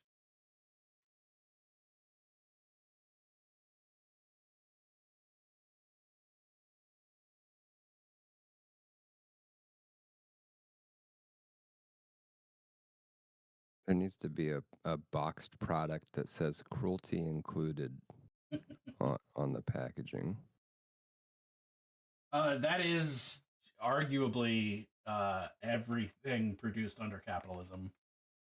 Right, but it doesn't say cruelty included. So you're saying that there should just be a disclaimer on everything. It doesn't matter. I like it. I'm just making a joke. I got you. And so are you. I'm not. I think well, that is yeah, true I about mean, capitalism. You're working with my joke. Isn't that just veal? Yeah. I don't know. Is eating something that's young more or less cruel than eating something that's fully grown or even old? Is it not less cruel to put something out of its misery before it grows and experiences all the hells of being a full-grown cow? It depends. That's the most reasonable answer to that sarcastic question. Okay. Because I don't actually think that eating children is a more moral thing than eating an adult. Right. I wouldn't think so. In a roleplay setting I created in a cloistered nation of vampires that used hypnotism to control their human population and breed the free will, sentience, fire of intelligence out of them for more efficient consumption. I can't imagine they'd taste very good at that point, though.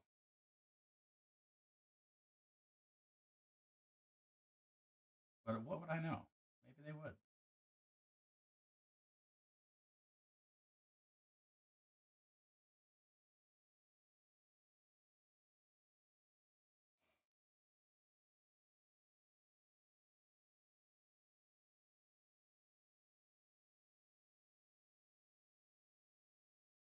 I think what it really comes down to, as I'm thinking about it, I don't think that inherently consumption of meat is cruel. I think the way that we farm meat is cruel. It's certainly unnatural, extreme. Yeah. But it's also it's like one of those things, and like I mean, maybe plenty of people have an answer to this, but like, what better way is there to do it if you're going to have a population that survives on meat? Like, of course, everything can be improved. Well, I think in general, like is the farming question improved for the consumers of the meat or improved for the providers of the meat? Because those are two completely different questions. Yeah, see, I don't know. This is probably too far off my like normal conversation capacity to really have much of value to input. But I guess I was just talking about farming meat in general is just like an insane, nightmarish reality. Practice? Yeah. Practice. Like Because like I'm just like, oh, that could be us. I mean, that's what makes something horror, is to imagine yourself in the Yeah. position. So like, it is very, very conceivable that a superior race will someday farm us for our meat or for our products. There was a really good book that came out in the last couple years called Tender is the Flesh. I wish I could remember the author, but the basic premise is that hoof and mouth becomes so prevalent that we can't eat cows anymore. So we Hoof and mouth? What is that? like mad cow disease. Okay. It becomes so prevalent that we have to, for safety's sake, stop eating cows. So we just start eating people instead. Okay. And like factory farm people. And it's a good book. Yeah, I mean it's doesn't strike me as too far fetched. No. Yeah, that book has a lot of fucked up shit in it.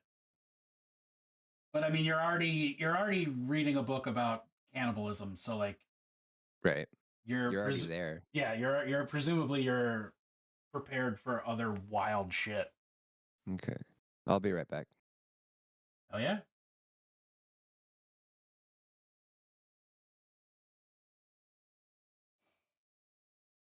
It is very similar to Amada's proposal, but it's also very different. You can have dinner with us. You like head cheese? My brother makes it real good. You like it? Look, I got some good barbecue here. Thank you, Moros. Only 63 times? That number feels not enough.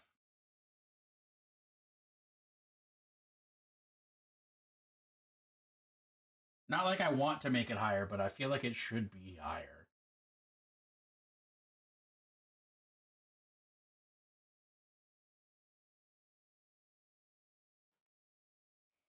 It happens so much we forget. Yeah, it's just like a normal thing here.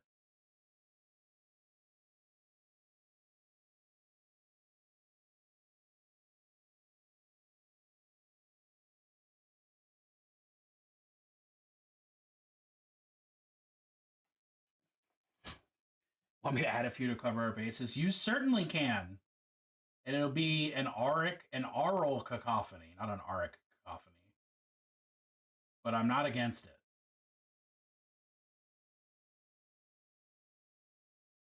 You can have dinner with us. You like head cheese? My brother makes it real good. You like it? Look, I got some good barbecue here. Yeah, adding a number doesn't work. You, Claire, because you're a mod, you should have the ability to do exclamation point capitalism, not capitalism, cannibalism, exclamation point cannibalism set, and then give it a space, give it a number, and that should set it at a number. It's so normal I forget people outside of this group feel. Yeah, every now and then I'm like, oh, right.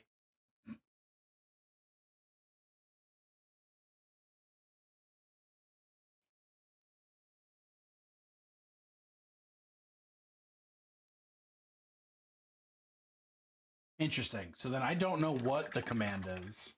Oops. All right, I'm back.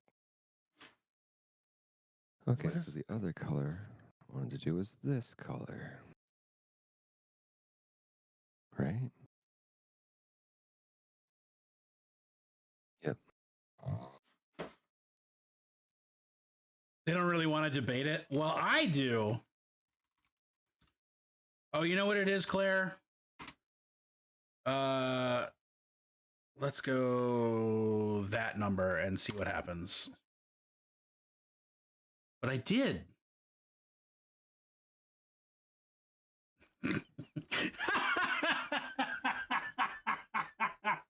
Oh, I love that that's the response, but I don't understand why.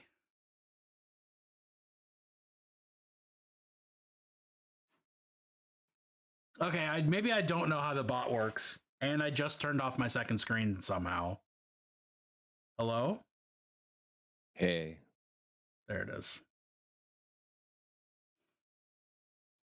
That was weird. I didn't like that. I was scared. Thank you for the follow, Lost One. Appreciate it.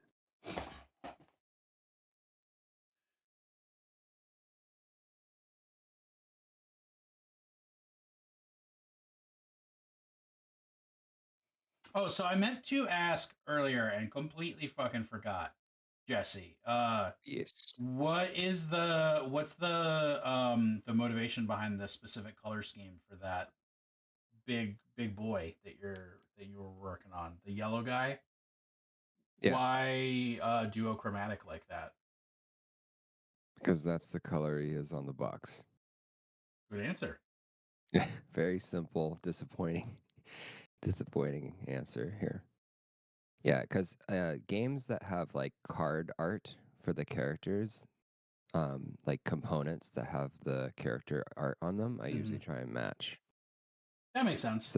So that they're distinguishable. And it's also easier, I guess, you don't have to think about it, I suppose, but it can be less fun, for sure. Thanks for asking. Yeah, no, I was curious. So what's the mini from then? It's from Shadows of Brimstone, which is a cooperative dungeon crawl. Yeah, I just painted my first Shadows of Brimstone mini in October. Really? Now, why are you painting Shadows of Brimstone? I actually was doing it as a promotional thing for an event.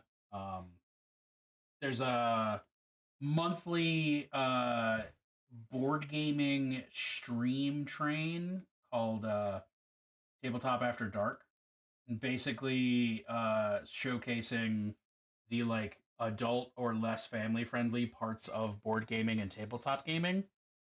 Okay. So once a month, it starts at like 9 a.m. Eastern time and goes until like 9 p.m. Eastern time. And they just all 12 hours, every 2 hours, they raid into a different streamer who's like showcasing something.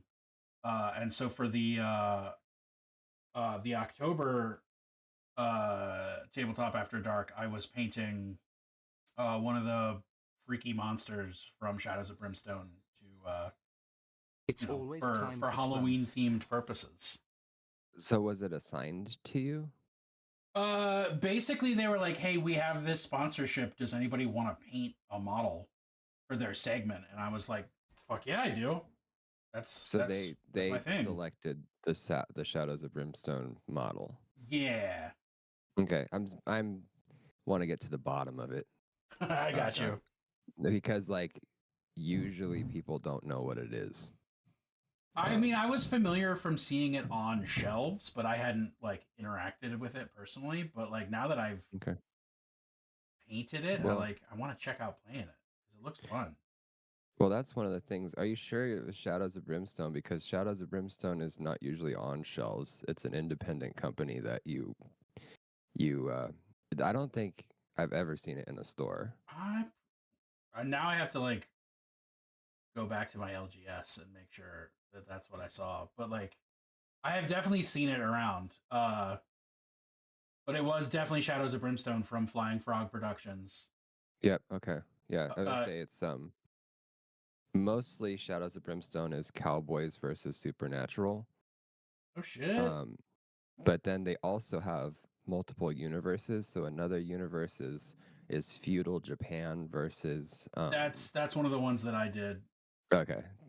Versus like traditional mythological creatures from Japanese lore. Yeah, I did a phoenix and a bunch of undead who have been like cursed by the phoenix. I love those. Yeah. So like that concept to me is just so sitting right there for anybody to claim, but they're the ones who claimed it.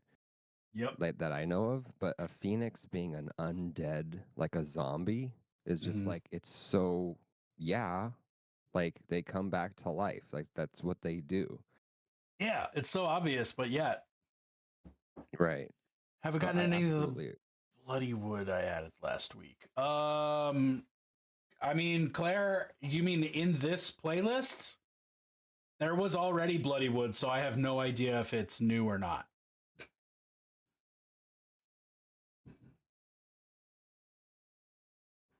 Sorry. Please go on, Jesse. Oh, that's fine. Thanks for handling the bulk of the chat. Anyway, I love those models. Yeah. That the Phoenix spreads like its undeadness. It's like so if it burns you, you become a zombie Yeah. that's on fire. Yeah, and it's rad. I love that. Yeah. In fact, I don't know. Can I share what I painted? Yeah, please do. I always want to see other people's artwork, and that includes you are other people. I am the people. Do I need permission to share a link, or can I? No, you can just drop it in chat. Okay, cool. Then I'm gonna wait until I have get to a break point with this step, and then I'll show you my. Maybe I already did. Maybe I already showed you. Maybe. Because somebody I interacted with was like, I painted those zombies, and I was like, no way. That might have been me. Too. Yeah, I bet it was. I think I rated in the day that I had painted those. Maybe no, that's not right. Well, that sounds about right though. Like it was probably when you rated into me that it came up. Yeah. And I was like, here, check these out, because I was pretty proud of them. Did like OSL for their flames. Yeah, you put a lot more. You put a lot more of your paintussy into the flames than I did. Yeah, mostly it was, just the zenithal, the undercoat with the airbrush. So I focused the light source around the flames instead of around the bodies, and then kind of painted with extra translucent colors. But it was fun. Hell yeah! Okay, I'm gonna let that dry, I guess. Paint what now? Paint what? Paint the Phoenix.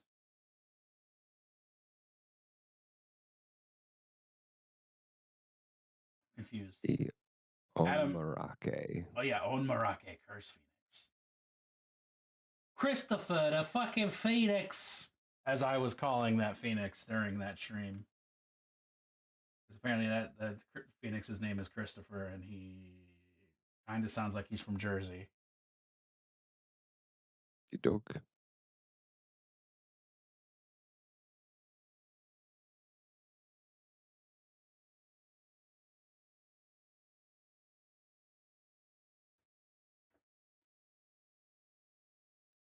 Dude, the last couple days have been very sleepy days, Adam. I can't blame you. It's just good weather to nap. Good weather to nap too. Man, I feel a lot more calm now that I'm painting. Hell yeah. Maybe too calm. I mean, if you need me to rile you up, I can just say some off the cuff wild shit. Not for my sake. Not for little old me. This is a. No, say your thing. I kind of wanted to talk about queerness again. Fuck yeah, let's go. But I'm trying to think of where to begin. We never talk about that on this stream, as you know. Yeah. Right. It's not a topic of interest, but I was I prefaced by saying do you think someone can be straight and queer at the same time? Because for the most part, I'm attracted to people who I find feminine. But a lot of times what made me decide or I don't know if I should say I decided or realized or came to consider that I could be under the umbrella of queer is there's so many different nuances. Mm-hmm. But a lot of the people that I'm attracted to that I perceive as being female or feminine a lot of times they're queer. Mm-hmm. And it's like, so like that was kind of eye-opening to me, of being like, wow, I have a history of being attracted to females who are also either attracted to females themselves or like have gender identity, that their own gender identity is not necessarily strictly cis. Yeah. So like, yeah, it's like, and then my practical brain is like, oh, well, I can be attracted to a guy because anything could happen. It's not, but like, I haven't really ever been, I never really actually been like naturally sexually attracted to a male or someone who I perceived as male. But I've been attracted to a female who like maybe is more masculine in their own identity. Anyway, it's like 10 to 1. I mean, that you're just describing how the way that most bisexuals talk about being bisexual. Huh. The big joke in the community is that bisexuals love all women and like 2 or 3 men. Huh. And I would argue part of that. Also, Nerd Holla, I did not say hi, but hi, Nerd Holla. It's great to see you. Hello. Welcome. Because he's my best friend. He's my pal. Where He's was my I? homeboy, my rotten soldier. He's my You're talking sweet about cheese, being my good time bisexual. So I think, and I'm not just talking out of my ass. I consider myself a bisexual. So I'm an authority.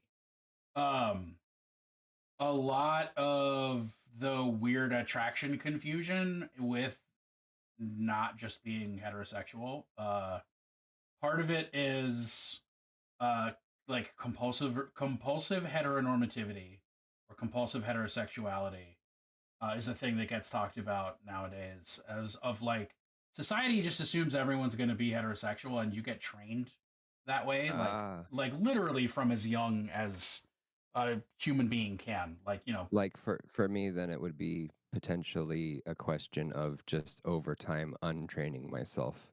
Yeah. Not that like you have to fucking train yourself to be attracted to people, but like, no, untraining the label of yes, or the being lumped in as heterosexual. yeah, and just like unlearning the assumptions that you make like right off the dome about whatever, because like, it's, I mean, it's the same as like it's the same as changing your viewpoint on anything. Like once you stop assuming heterosexuality and cisgender existence is the default, Right. it changes everything. Right.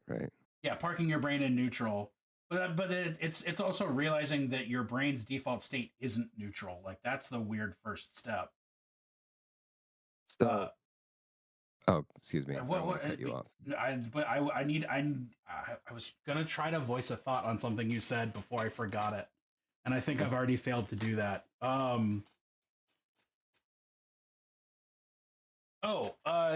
Yeah. So the way that you're, to me at least, the way that you're talking about attraction to women, I would say that attraction to femininity is completely different from attraction to women.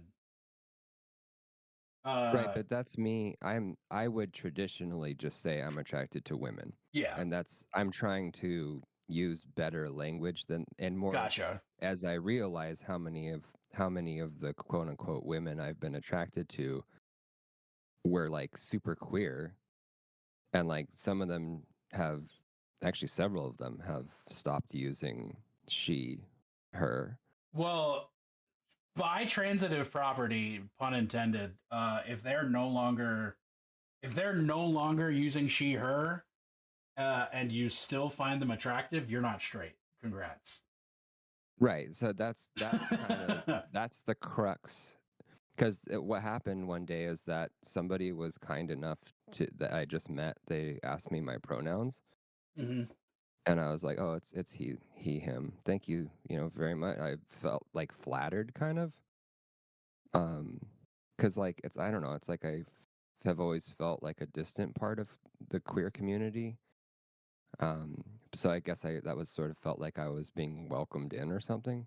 Oh and yeah. it just like sparked this whole thought process of like who you're attracted to determines what you're attracted to. Yeah. That sounds like that doesn't make any sense, but I just started thinking more about the types of people that I'm attracted to, even though to me I'm attracted to them mostly for their feminine attributes and aspects. Well, But but they're are most of we them are queer. talking physical attributes? Or are we talking behavioral attributes? Because See, there that's are where it no gets. inherently feminine behavioral attributes.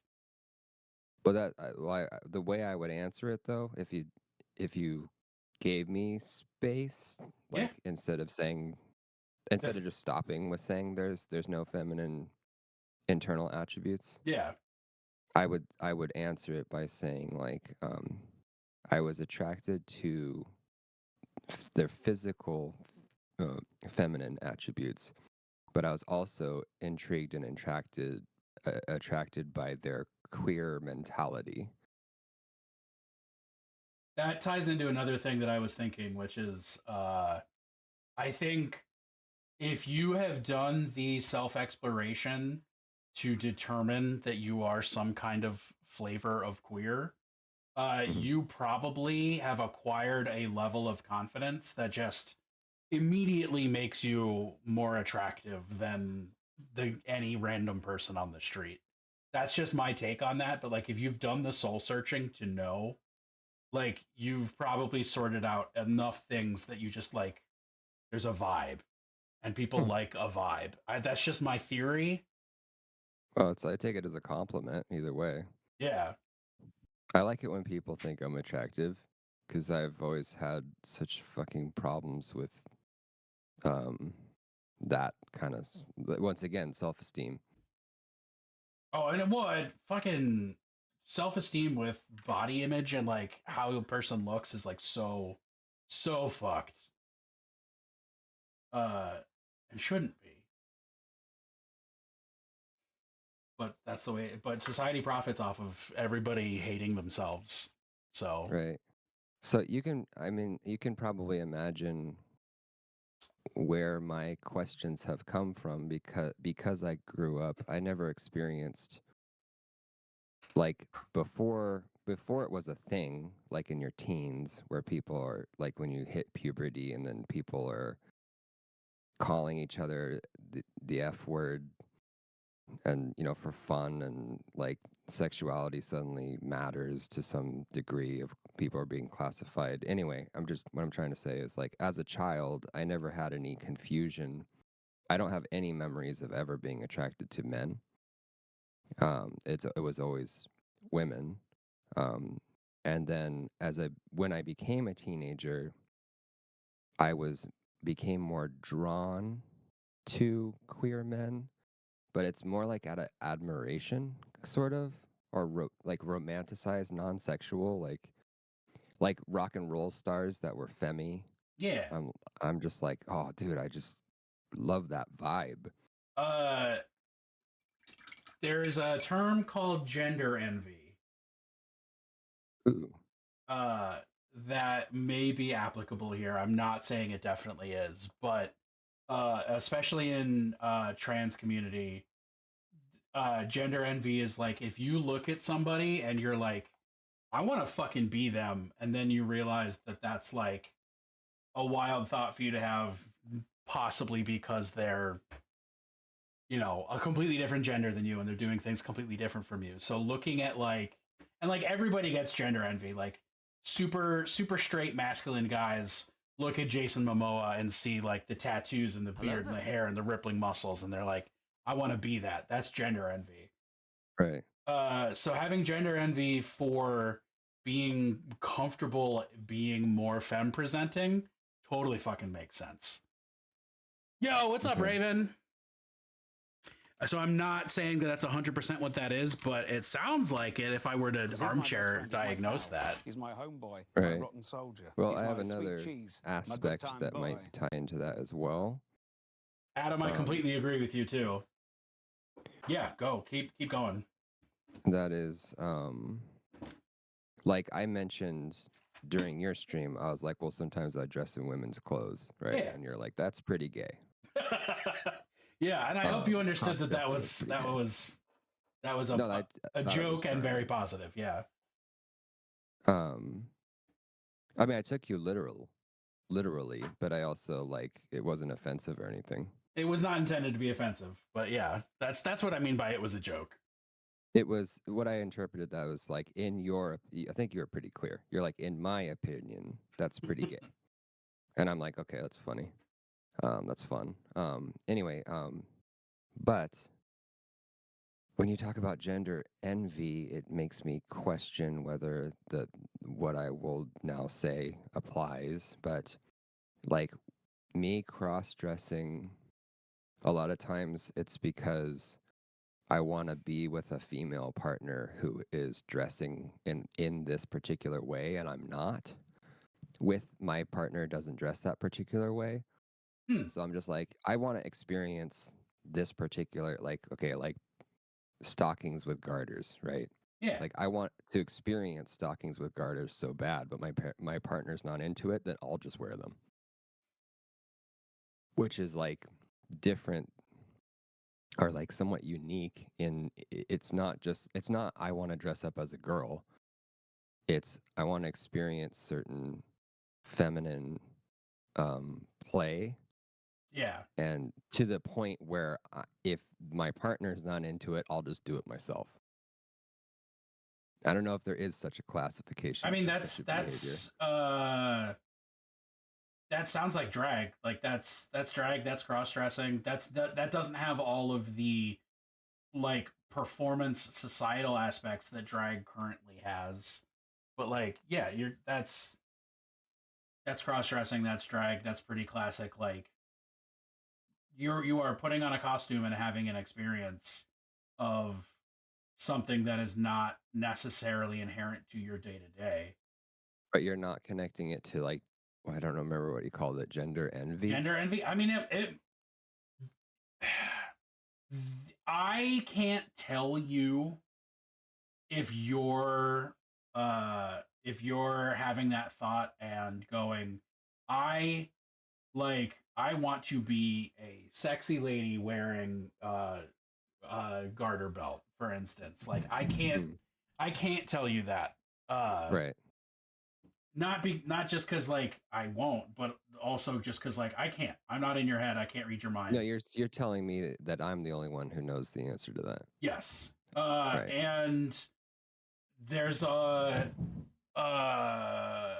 definite trend of well, I was a cross-dresser and then I realized I was trans, and there's a definite like there's overlap there, and I'm not saying there's always overlap there, and I'm not telling you are or aren't anything, but it certainly can be related, but it doesn't have to be. Right.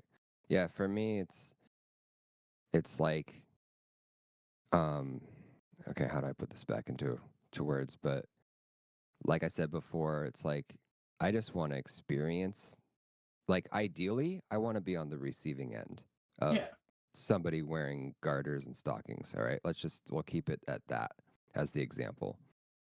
But if they're not willing to do it, it's something that I desire to the degree where I'm just like, fuck it, I'll just do it myself, which is probably not normal for a straight man to do.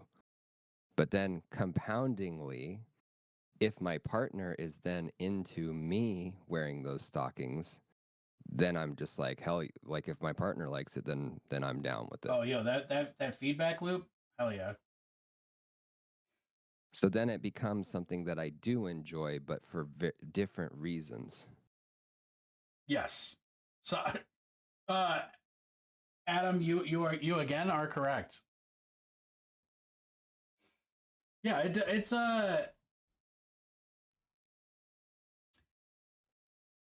how do you I like being a femboy? and that is just a gender expression. And it doesn't necessarily make you not straight. It just means you are a very femboy, you know? You can be a femboy who's only attracted to women, You'll disappoint a lot of the internet, but it's Right. that's just how it works. That's kind of yeah. That's I think I've got enough classifiers, quantifiers, whatever, to at least say I'm queer. Yeah. I would welcome you with open arms and say that, but also say that you don't need anyone else to tell you that you are. Right. And that people who like straight cis people never question. Even if they do question, they land very easily on, yeah, this is not a thing for me. So if it is a thing you have questioned multiple times, and that is a sign. That's yeah. Yeah, and I also, just to, like, you kind of touched on it, like, I don't mean to put you in a position where I'm treating you as the authority. I'm just it's like, here's a person who has more experience with this subject than I do. No, and then So I I'm don't gonna ask about their experience. Yeah, and I don't feel like you're putting pressure on me or anything. And I definitely know that this is just like I have actively studied this like for school and for fun. So this is just cool. a thing that I've thought about. I majored in psychology and almost went on to be a therapist until I realized I did not want to do that. So that's funny because you remind me of one of my therapists. I will take that as a big old compliment. So thank you. You're welcome. They have a really good heart and spirit, and their empathy, like, their empathy rating is like crazy high. Like it's uncanny. Bennett, it's a like therapist? I almost did that, Adam. I almost did that. Society's opinion is obnoxious. That's very true. That's why you just find the people you like and say fuck everybody else. But also treat everybody with love and kindness until they prove that they don't deserve it. All right, well, I finished painting some wings. Fuck yeah. I have to make decisions. That's why I like stream so much. That's nice. I am not going to cry about it, but I'm going to think about it. I'm going to think about crying about it. Hey, right, buddy. Hey, Belly, welcome in. Large cheer. Thanks so much for stopping by. Showing some support. I told everybody. I told all 3 of you guys. Fuck yeah. To come on over. I've seen all 3, I think. Yeah, sorry, I've been here the whole time, but in the meeting since 9:30 this morning. Oh, that's even more nice. A really long meeting. I hate that. I think I'm going to budget for those wings. I want them for a photo shoot when I turn 40. Ooh. Talking about big wings that you can wear? Yeah. Well, me and Oniros were talking about on TikTok.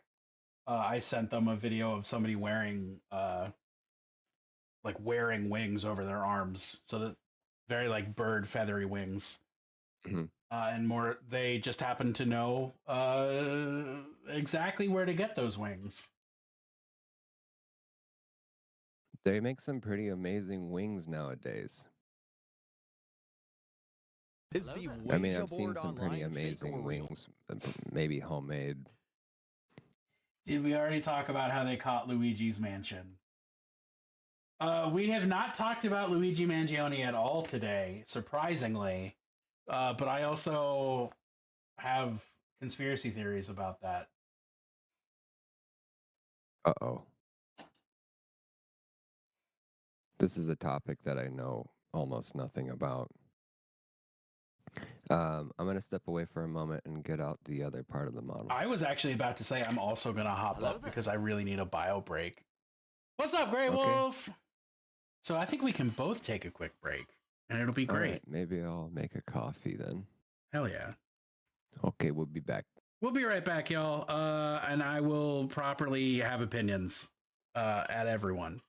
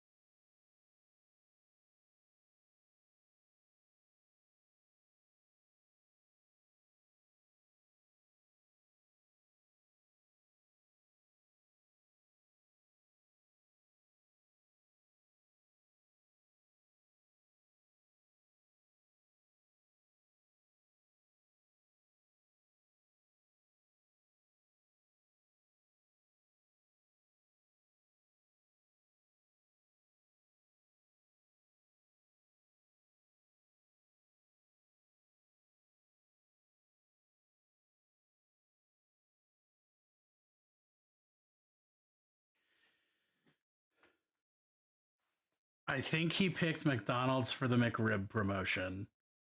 Yeah, I'm gonna let Holy Fire respond to the chat because y'all are talking about a subject that I'm not plugged into.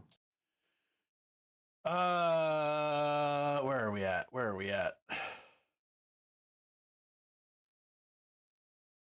Why would he show up to McDonald's with his suppressor and shit? I got a lot to do, and I'm a perfectionist when it comes to bird stuff I make, so I can't make it. That's big valid. Is this okay to talk about on here? Well, it's certainly, I forgot my fucking wrist brace upstairs. I'm gonna have to get up and go get it. Okay. It's certainly questionable. That's for fucking sure. But I'm not gonna say anything that's gonna get me in trouble because I have nothing to do with this experience.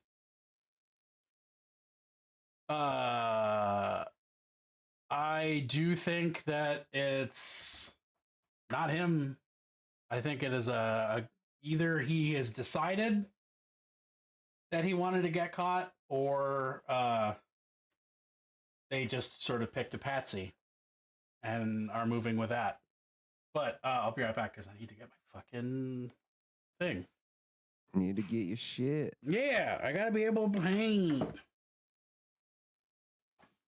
All right. Oh, this is gonna be so tricky. Yellow on yellow on yellow. I can do it. I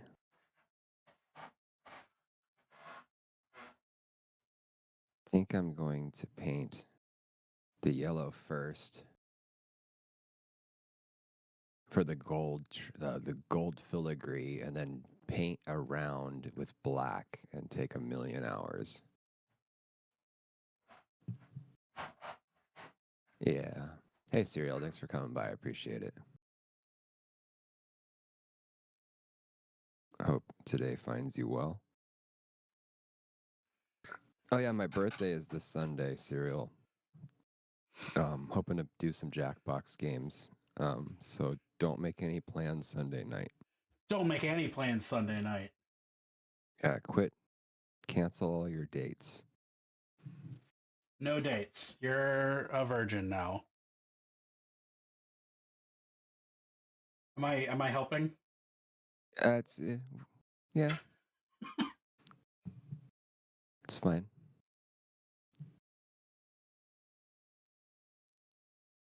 You didn't hurt anything. Well, shucks. I'll have to try harder next time. Okay. I will paint this gold colored-ish.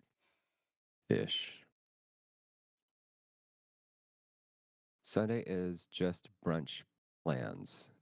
All right, cool. I'm glad. Sorry I took it, like I told you, kind of late notice. I was kind of conflicted on what I wanted to do for my birthday, whether I wanted to have people over or just do like Jackbox games. I was your #1 viewed streamer by nearly 500 hours. Damn, dude. Morris, I'm flattered. Also, I saw I was Nerdhala's #3 most viewed streamer, which is nuts. The fact that I'm anybody's most viewed streamer is flattering and weird. Is it a statistic that is easy to find? Yeah, not Spotify. Twitch is doing like Twitch Wrapped. So it'll be, if you don't have it yet, it'll be popping up like when you open Twitch soon. There'll be a big banner that says like, "This is what you did on Twitch this year." Oh yeah, I love those. No, I don't. Hey AWOL, thanks for coming in. Hope you're doing all right. What are you up to?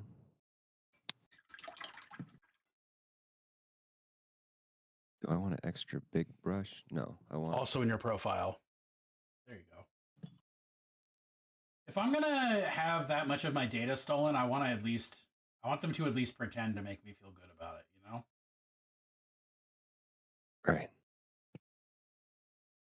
Okay, I think I can do this in small sections. You can find it in your profile. Okay. I figure. It's probably just something I'm going to ask about how to do it, and then I'm never going to do it. That's also legit. I guess it makes... I mean, I'm not really a viewer of Twitch. I do Twitch because I'm already here painting, and I enjoy broadcasting.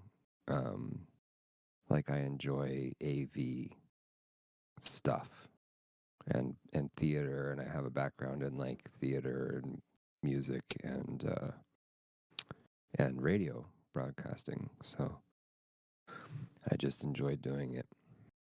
And then yeah, it's How hard did for you? me to So watch. did you get into broadcasting like for professional purposes, or was that just like a thing you enjoy like for fun? I would say I came at it more of as a performer and found my way into it. I started on a pirate station, Ooh. which was really cool, and then I got on a local station. I got my own slot on a local station, and then years later, way before Twitch existed in the early platforms of live streaming like Ustream, Oh man. like we made this comedy variety show that would live broadcast on there, and it was like this train wreck because everything was brand new and experimental, like it was cutting edge. But we used all lo-fi equipment, so Oh so fuck like yeah. it looked like an old like public access station kind of broadcast. And that's pretty much my broadcast. And then, of course, then I'd start doing Twitch, and I'm like, this is kind of like doing this. Like, I consider this performance more than I don't, and it's kind of like broadcasting. I like to think of it that way. I think it definitely is, which is why there's so much that like I don't grok about it. Grok. Grok is means to like understand on a fundamental level, like to like not just to understand, but like understand with your whole being. Okay. It's a term from I think the Illuminatus trilogy by Robert Anton Wilson. Okay. I believe you. I think either that or it's like Philip K. Dick. It's one of them science fiction guys.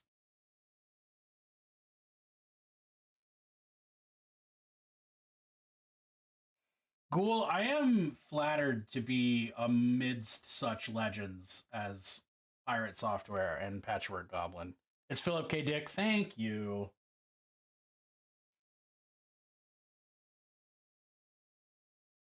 It's cool. I didn't realize that. It's not Patchwork Philip K. Goblin. Dick. Which one? I didn't realize that Patchwork Goblin was so well known on Twitch. Oh, hell yeah.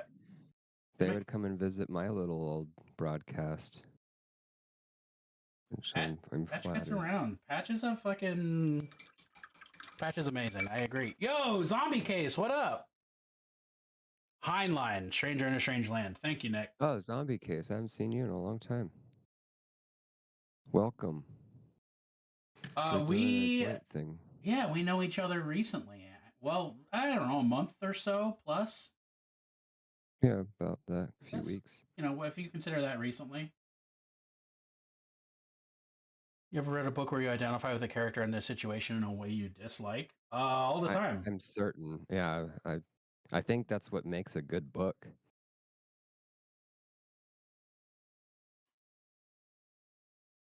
I think that's like a requirement for a really good book.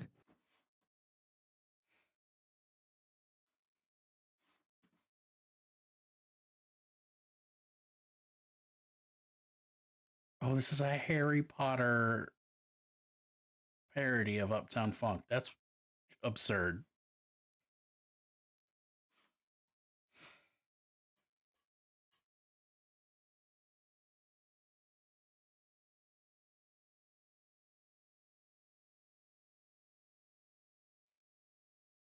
One of the streamers I've known since I started the hobby about 2 years ago. Hell yeah. Well, I'm happy to know Jesse now, and I'm just sad so it didn't nice. happen sooner.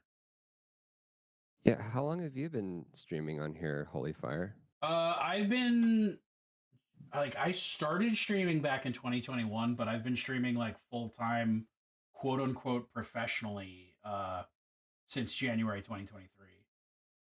Okay. Oops, my mic got destroyed. I've been doing this since 2019 or 2020, I believe. So I don't know how many years that is. That's four or five. And I've had such as a zombie case. I just have like around 5 really like I don't want to say die hard from someone else's sake, but like really, really solid regulars over that period of time. Which is why I'm always like, how come I don't have more viewers? Like these people like me. Like they like me enough to like come back every day. Anyway, that's why I'm usually asking about that kind of stuff. And that's why Holy Fire was like, I'll do a joint stream with you. Fuck yeah. I'll help you out there. Zombie, you're so fucking rad. Nick, to answer your question on my end, because I don't know what the answer is on Jesse's, this is a kit bash for a modern take on Doom Rider that my buddy Clip made for my birthday, and I am now painting. So this is what he looks like all put together. Sick. See, I'd always stream with you. Well, thank you, AWOL. Jesse, what are you painting? I'm painting, I think it's the King in yellow. Oh, that's why he's all yellow. That's why he's all yellow. That makes so much sense. Because he's in yellow. Nick, I'm just recreating the color scheme from the original model. Hello there. I'm just recreating the color scheme from the original model. We're both doing that. Yep. Serial, which gaming streamer? I'm really curious. Because I want to know whether I should be flattered.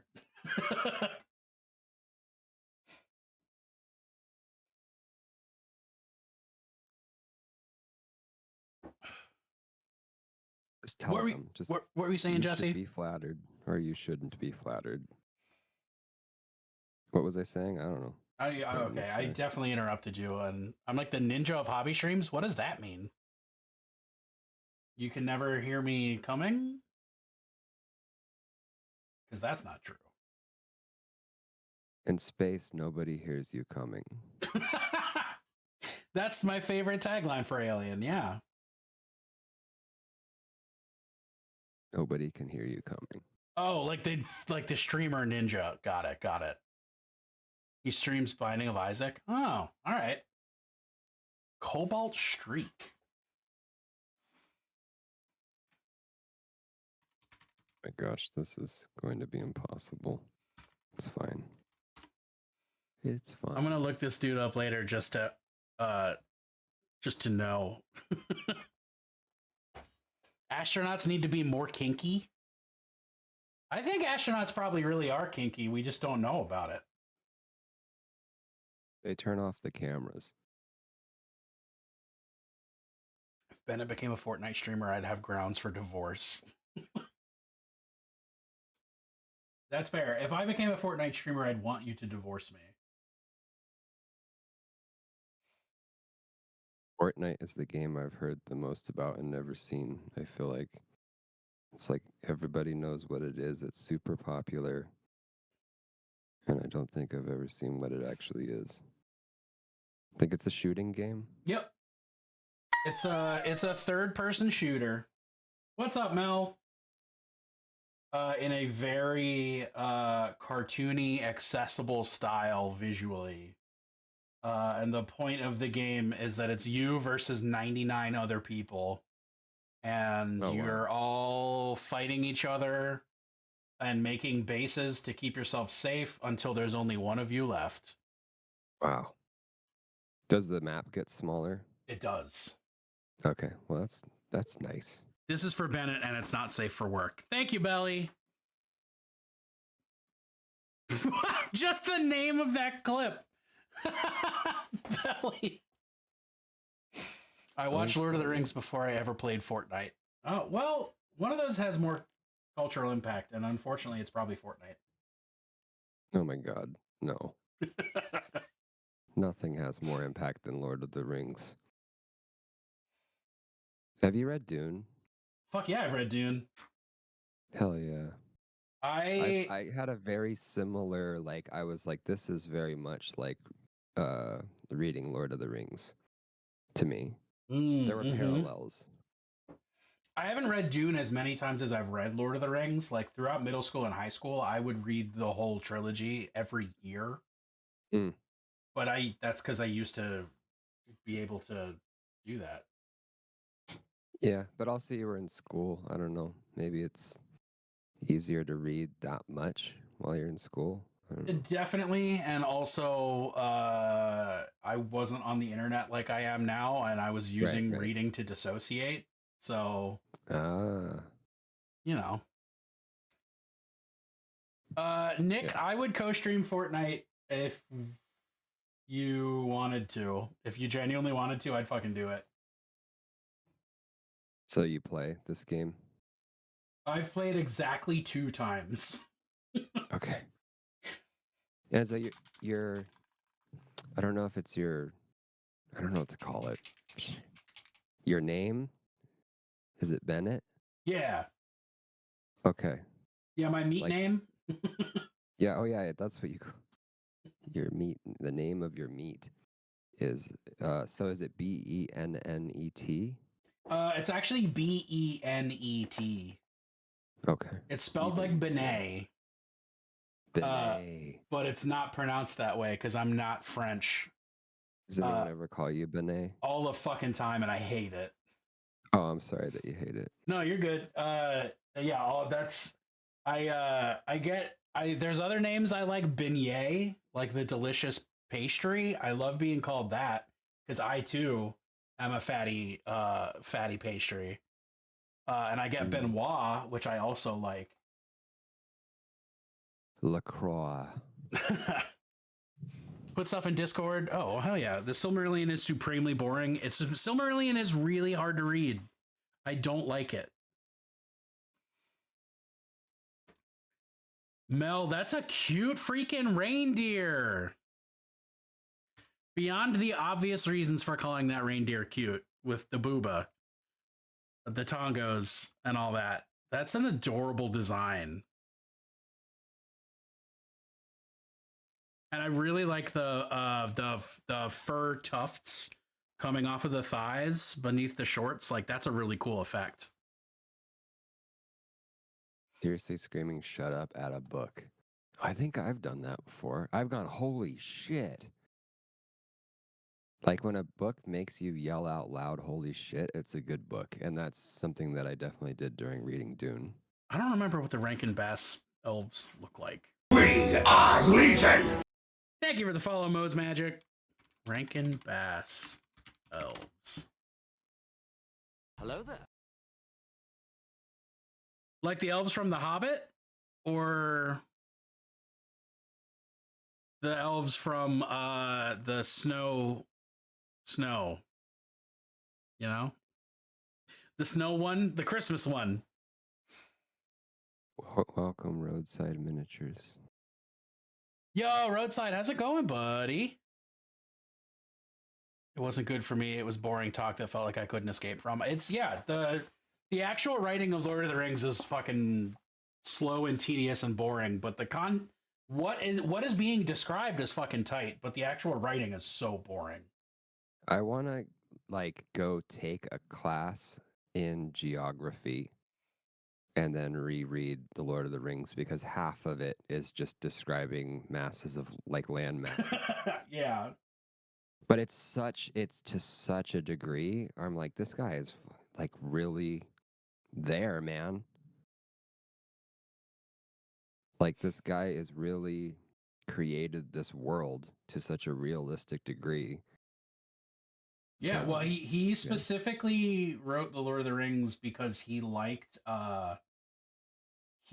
studying and like translating like the Nordic sagas, and really wanted to create something like that. Like he wanted to make like his own version. So the actual way that he wrote The Lord of the Rings is metatextually intended to be a English translation of the book that I think Frodo is actually writing about his like memoirs. Hmm. Uh, which is like a cool concept, but God, it's just it sucks. It's good, but it sucks. You know, that's my take. I enjoyed it, but I only read it once. And that was like recent. I only read Lord of the Rings like 5 years ago. Oh,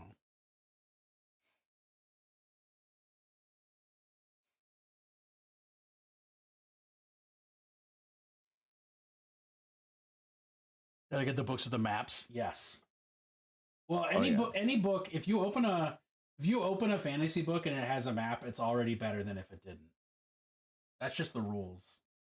I really like the Horus Heresy. Like the books that have the actors, like all the names of the major actors are listed in the front of the book, so you can refer back to them and go, "Who the hell are they talking about again?" I have never read a Horus Heresy book, which, as a big Warhammer nerd, is probably like a shocking statement. But All I could say is that I really enjoyed many of the first books in the Horus Heresy. Like I read most of it 4 times. damn, I don't know why though. Maybe it's just personal. Like I don't know if I could tell you why. Maybe they're just really good adventures. And that's it. But making it up to Fulgrim was very satisfying. I was like that Fulgrim is I fucking loved that book. interesting. It that's Slanesh Oh yeah, for I know. layman's. Like reading their origin story was like a really good ride. So I have the exact opposite experience as a person who are well. Actually, let me preface this thought that I'm going to say to just yuck your yum entirely. About Horus With Heresy? yeah, Okay. uh, have you been a fucking Warhammer dork forever or No. okay? Uh, I got into Warhammer when I was fucking 10 years old. Uh, and have like loved the lore and all that stuff. But my hot take about the Horus Heresy is that when they fleshed it out into an actual concrete series of events and novels, instead of being just a vague reference to like mythology, Hmm. they made it so uninteresting to me. Because like in the original, like God, I sound like such a fucking head up my ass, pretentious asshole, but I'm gonna go I don't through with know. it. I think I follow you. I follow you pretty easily. I think I've Like, been around the Warhammer scene enough to like put the pieces together of what you're saying. Like like, you liked being lost in the mysticism yeah, I instead of liked, having concrete. I liked them being like myths and legends instead of like, well, this is literally what happened as told by the historian who was there. Right, but I do think I've heard people say it's still the same thing though because it's still an interpretation by a particular character, and like every character's recollection of history is individual, so it's still a legend. And like similarly to how I learned that the emperor appears differently to whomever is seeing them or interacting with them. It's like these stories are also supposed to be just like one particular interpretation, but that's like a defense, I think, mostly because they're pretty concrete. I also think Nevertheless, I there's thought they were good. a gap between the way that they are intended to be written or intended to be received and the way that the like fandom receives it. Because there's definitely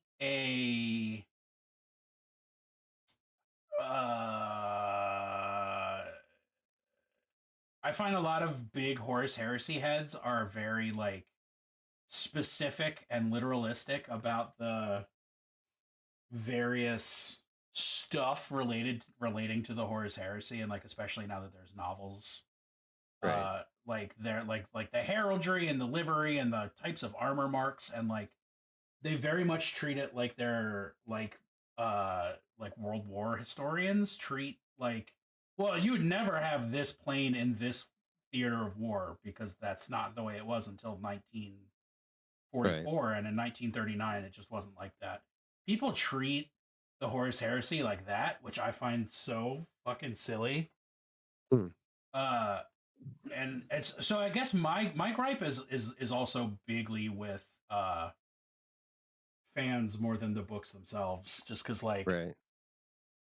people take it so fucking seriously, and like really when you like make it very specific and literal and like sterile and precise, that's when I'm like, I don't care about this, go away. Right. Well, I think I would say that I'm glad that those aspects exist. For somebody who is like that and is like historical minded, that they could get so into a lore that they can play that game. Um, like because this hobby is already so multifaceted as it is, it's just one more way that a person could enjoy it. True. But it like that doesn't mean that you have to enjoy it that way, or you could even hate it that way. Yeah, no, I'm definitely yucking yums right now, and like I'm aware of that. uh That's okay. it's just not, it's not my jam, and but I know it's the jam of other people, and great for them. Are you anti reading the Horus Heresy? Are you like not um interested? I am so like I am I like I don't intend to read it, and the only way I could be convinced to read it is if I was offered money, because like I'm not spending time of my life doing something I don't care about. Cool. Uh, that's yeah, that's my take. Is that I come off very salty about it, but like Um, realistically, I'm glad other people get to enjoy the shit they like. But like I, it has been actively detrimental to my enjoyment of the hobby, so I'm gonna whine about it. right. I don't know. I don't think you have to be like it. I don't think it has to be like negative for you to just say, nah, I'm not interested in reading the Horus Heresy. Like, I don't think that you need to like make a case. Like it's, I don't know, that particular lore doesn't appeal to me. Yeah, Could suffice. Or like, or I like the old lore and like I want to keep in that mythos or whatever. Um, but Fulgrim was sick. fuck yeah. No, I mean, and that's what I've heard is that like above all other books, Fulgrim itself, like Fulgrim specifically, fucking rocks. So here's one more aspect that I really this is why I read the first like 4 books like 4 times. Similar to the Star Wars trilogy, um, the original Star Wars trilogy.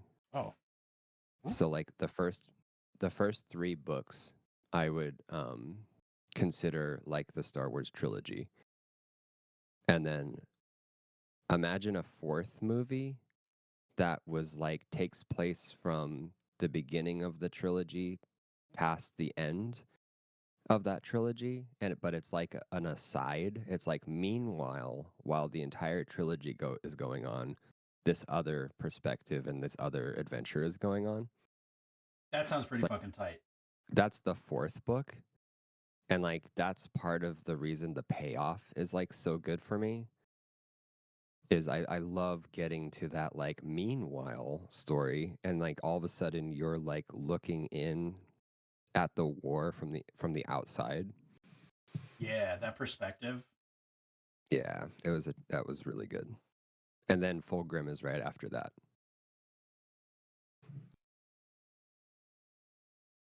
What's everyone's "you got to pay me to read it" book? I mean, also basically any James Patterson The book. Bible. Ooh, The Holy Bible. 50 Shades of Grey. I will admit that I have read the entire Bible. Damn. But when I was a teenager, I was like, I want to know, I want to know why everybody who worships what they worship does. So I read like every religious text from every religion I could fucking get my hands on. I tried to do that, and I only made it as far as collecting the texts. But so It's certainly annoying. Fuck, that looks good, roadside.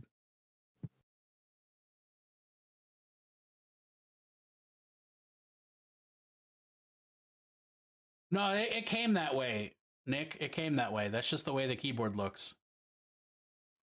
I thought you were looking at art. I mean, I am. Good biscuits and gravy, that's art. Yeah, I don't disagree. I'm trying to decide if I want to go further or what step I want to go further on. Read the Bible cover to cover twice. Also, the Book of Mormon 12 times cover to cover. Damn religious scrupulosity.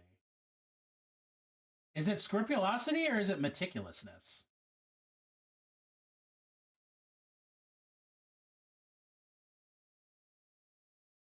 Don't tell anyone else, but I like you the most. That's funny. Religious cromulence. I would not associate the word cromulence with Mormonism, but that's just me.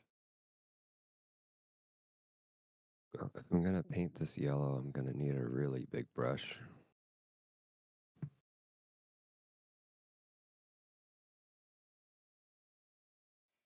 Might not even be big enough. I read the doctrine and I gain more faith and it would fix my family. Whew. June, I am sorry. Clearly it worked so well. I said with the biggest sarcasm. Are you, I hope this is, like I'm asking this correctly, but June Gold, are you former Mormon? June Gold is a recovering Mormon. Okay, I would say recovering, but I wouldn't want to say that to somebody who is Mormon. I fucking would. Okay. There's a lot of religions that you should respect because, you know, there's stuff to respect about them, but Mormonism is fucking not on that list. Just like Scientology. Yeah, it's interesting what people. Yeah, I don't want to. For Mormon. June Gold, I didn't know you considered yourself a heathen, and I would love to talk to you about that at some point. I'm full heathen. I don't know what heathen means, I guess.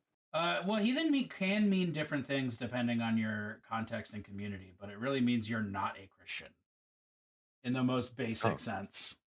But heathen can also mean particular flavors of pagan, or like neo-pagan, like polytheistic or what have you.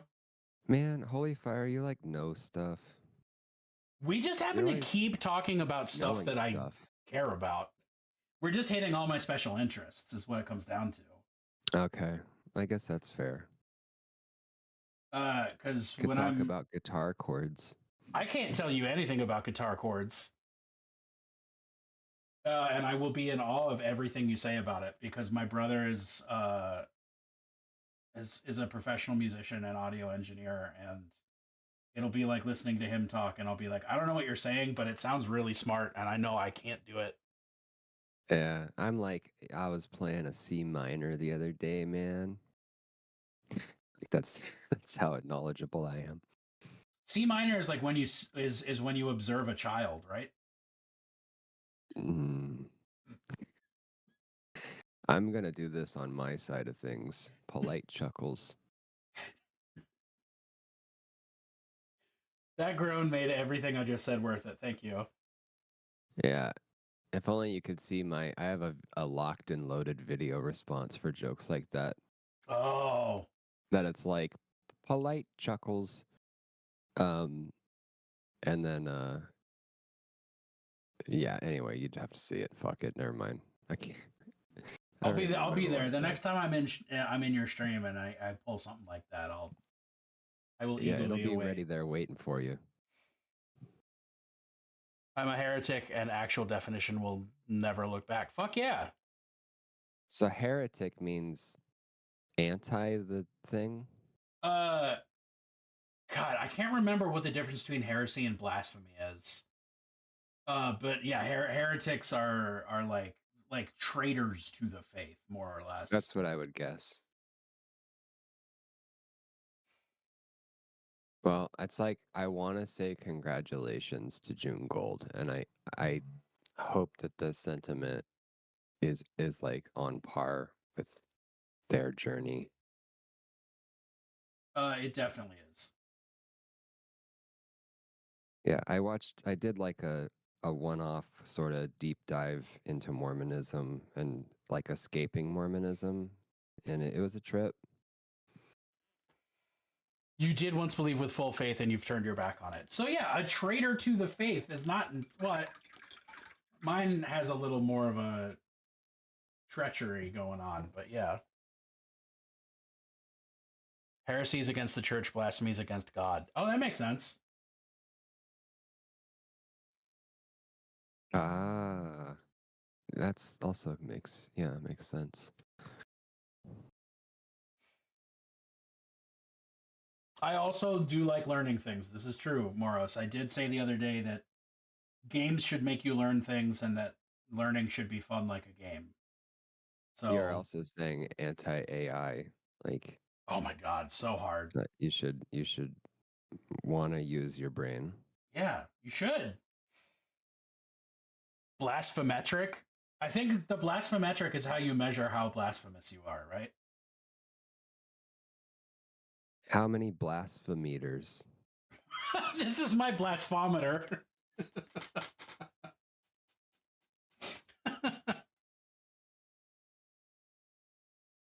Oh, that's probably a thing that exists somewhere. Blasphemeter? Yeah. Yes. Especially given that Warhammer is a thing and now Trench Crusade too. That's gotta exist.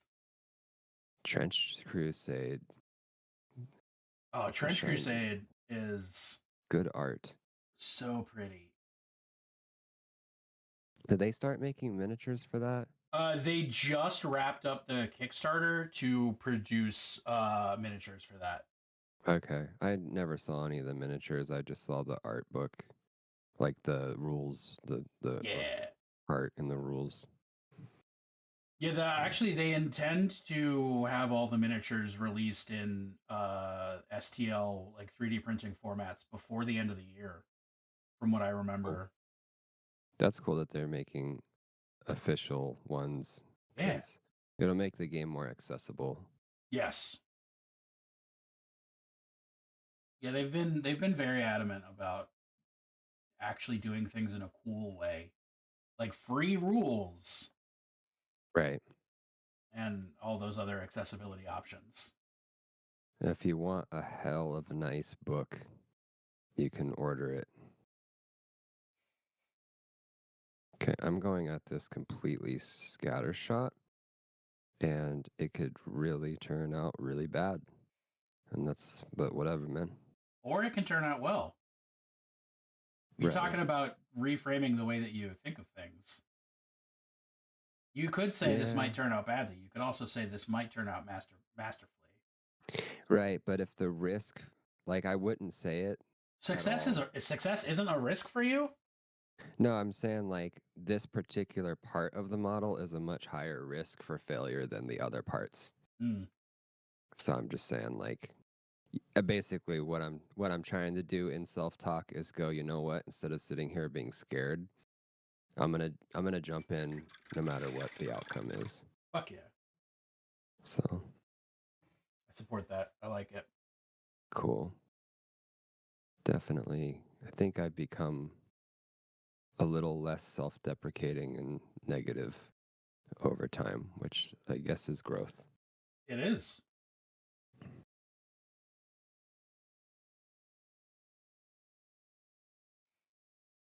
Can hear the 3D printers firing up now. Yeah, exactly. Me and 1-inch heroes. I'm like, bro, you better be ready to print me so many things. I just want to take an opportunity to say thank you to Holy Fire them for suggesting that we do this and following through with it. It's been really fun.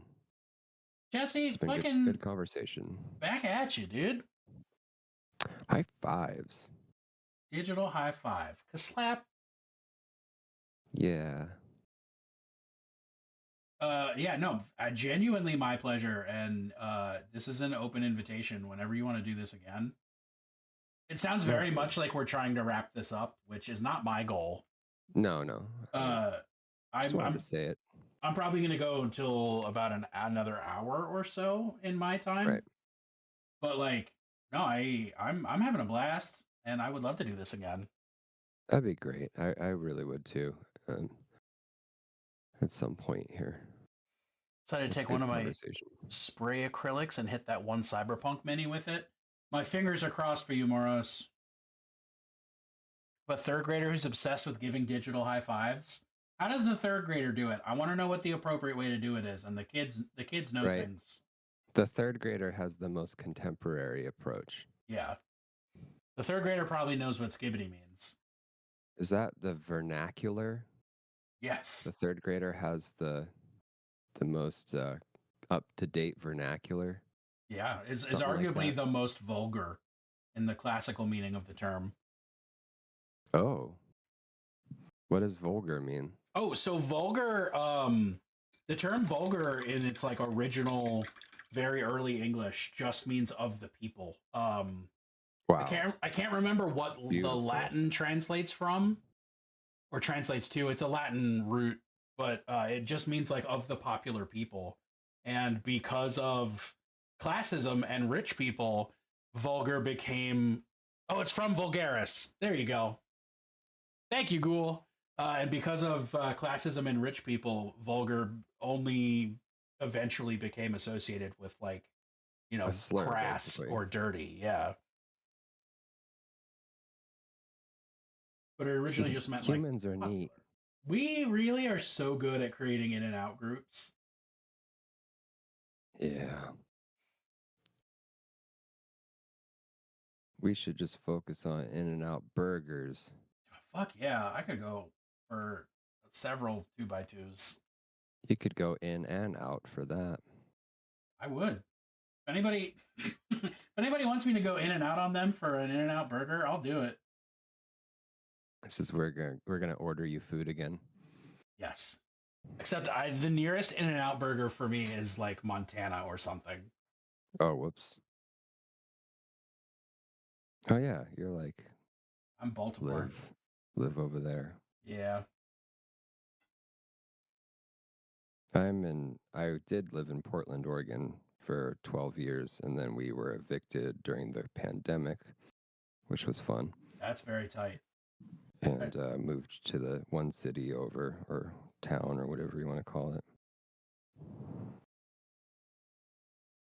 So you're still in Oregon? Yeah, we're still in the area. We're just outside Portland, about 20 minutes. Bloom, you know exactly what I meant. Nice. I've never been to the PNW, but I would like to at some point. Oh wow, they got good trees. It's I'm pretty sure that the weather up there is the weather that I want to have. Probably in the north, but don't get. Yeah, in the south, everything's just on fire 24 hours a day. Oh no, that's what I'm talking about. You want the on fire? Oh hell yeah! No, I'm fucking around. Okay, I thought maybe there was some aspect of like you're like, I'd rather be on fire than frozen or something like that. I'd rather be neither, but like if it comes down to it, I think I'd rather be frozen. Oh yeah.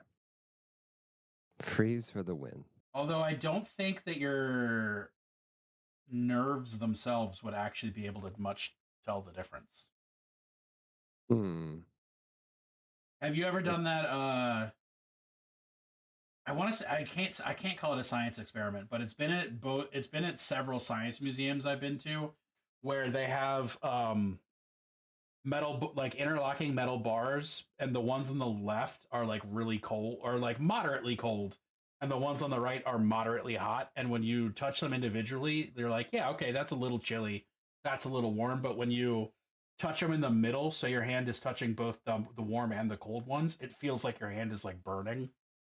Whoa. It's really weird. Cool. It's like your nervous system is just you're just like maxing out. Like that's like too much input or something. I think the like full science of it is that we don't have nerves for this is extremely hot and this is extremely cold. We just have nerves for this is unsafe. Get out. Like Okay. past a certain point, your body doesn't register whether it's warm or cold. It just registers danger. Right, right. Yeah, that's kind of like in a roundabout way, like what I was Yeah. thinking. And of course, Ghoul knows that.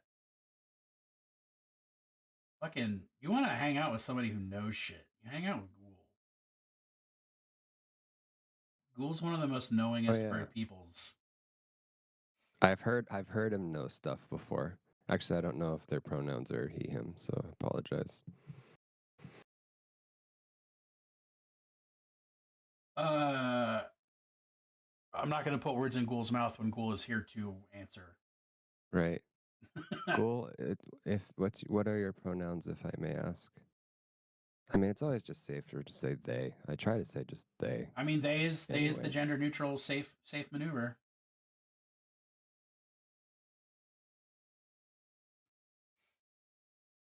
Honestly, if we want to have a pronoun check for everybody in chat, we can fucking do that. Let's go. I'm never gonna remember. It's also they is. It's funny because people struggle with they, but they is the easiest. Yeah. And people do they without even thinking. Right.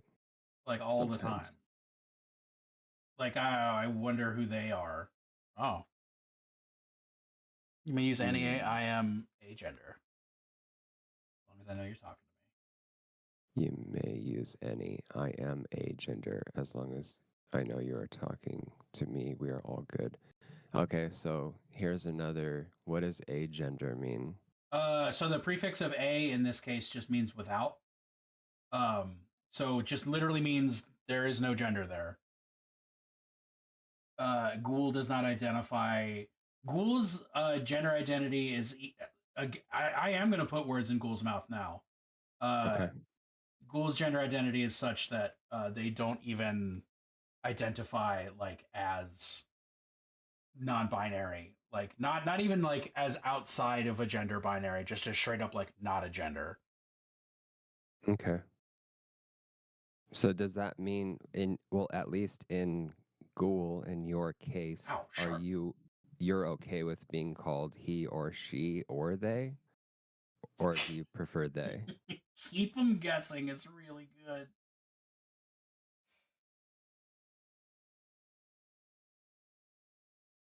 All of the above. That's interesting. I've never heard that. I'm always hearing new stuff coming around Holy Fire's stream. There's as many genders as there are peoples. Yo! Not only a Zambies raid, but also Goobertown Hobbies rocks up. What up, y'all? You're famous. You're so dreamy. It's true. It's true. It's true. Zambies, what were you? Oh, I don't even have the time to shout you out before Bloom gets to it. What's up, y'all? What were you working on stream, Zambies? Hello there. I'm starstruck. Path of Exile 2. Is it as good as everybody says it is? Because it must be.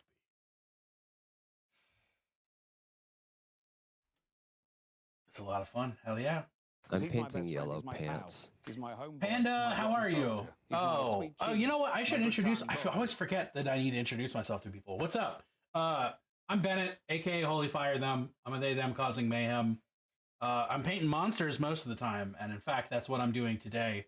I'm working on a kit bash that my friend made me of Doom Rider, but using the new Games Workshop Demon Prince model. 'Cause he's my best So friend, it's he's my huge pal, he's my and homeboy, my intimidating rotten and soldier, very he's my sweet spiky. cheese, my good time boy. And I'm streaming today with my friend Good Jesse. Hi, I'm good, Jesse, and I'm painting a big man. Is it the King in Yellow? Did we establish whether or not that's actually the King in Yellow? It's a copyright free King in Yellow or copyright specific. A legally distinct. It's a monarch in saffron. 'Cause he's Yeah, my best friend, he's my pal. they He's my call homeboy, my him rotten the soldier, King of he's my sweet Shadow, I cheese, think, my good time something boy. like that. Aw, Goobertown, thanks for the follow. Yo, what up, Bob? How are you? To get some lunch and chill while lurking? Hell yeah, Zambies. Thank you for the raid. I'll take good care of everybody. I'll give them all fireworks and make them run with scissors. Thanks for the follow, Zambies, as well. Chill while lurking. Yum yum. Awkwardish Panda, it's wonderful to see you. I hope you're having a great time. Yo, welcome all in. Only half ill? Oh, yo, half ill in one day is so much better than full ill. Wow, That's massive progress. That's a leap.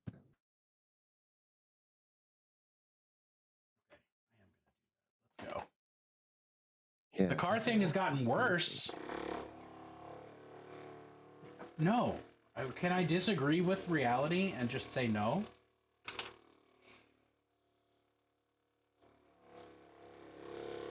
You didn't get any scissors? They're in the mail.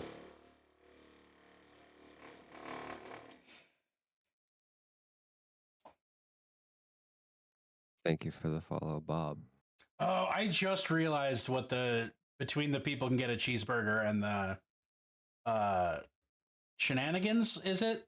In the video clip? The Office Space reference. It's Office.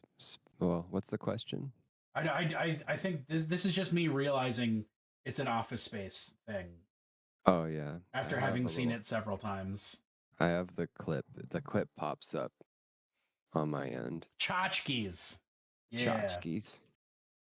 God, that movie's great. It is.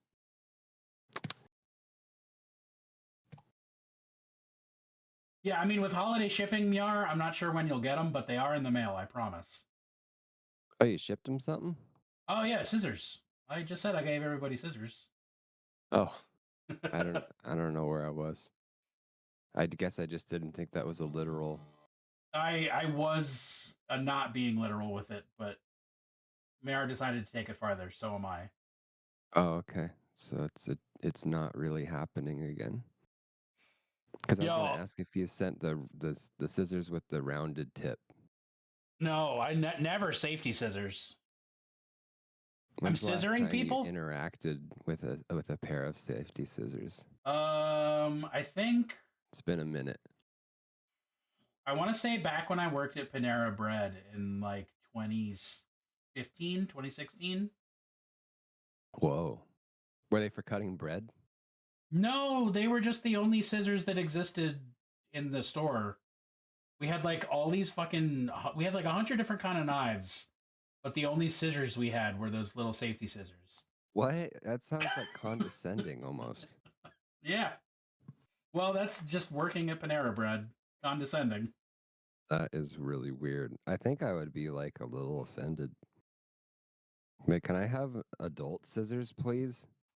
Won't be until Friday. Detailer is the open that damaged the roof. Supposed to snow rain in the next couple days. Oh.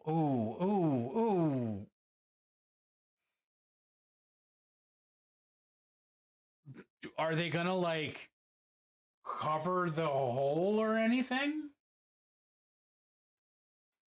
Cover the hole.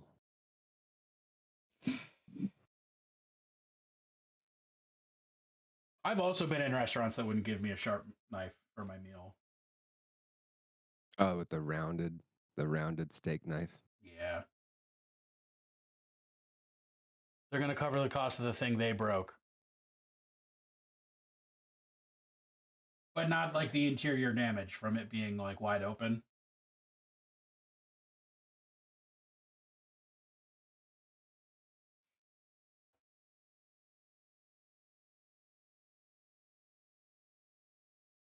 Mm. Dude, what a pain in the ass.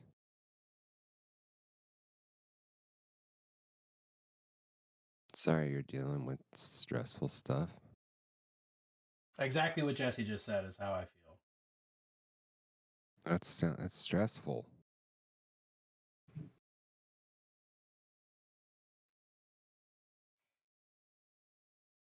I had ordered a steak somewhere and ended up using my pocket knife to cut it because they gave me Oh my basically God. a butter knife. Damn. That's really funny.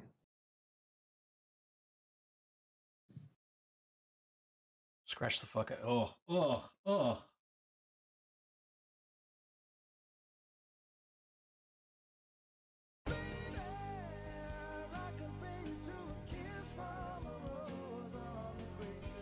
Hmm. Sounds like you need to get in there with some matte varnish for minis and just go to town. Sneak in and seal it yourself.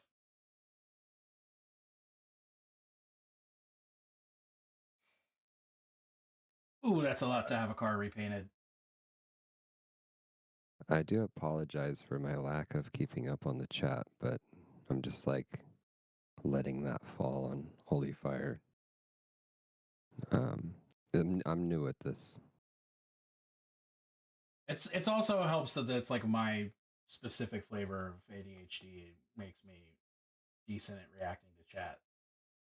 Unless it gets too fast and then I just fucking forget messages that I know I've seen. Mm. It's a cool mid range.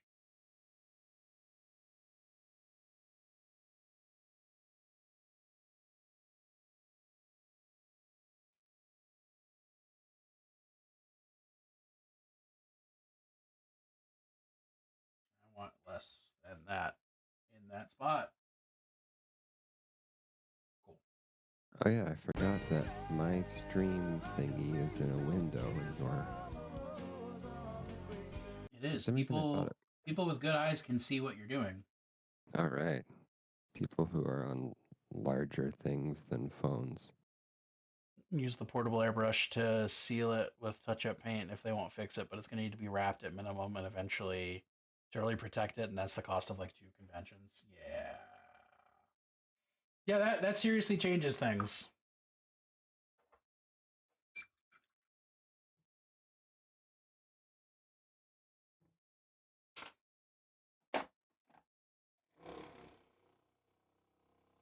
Oh shit.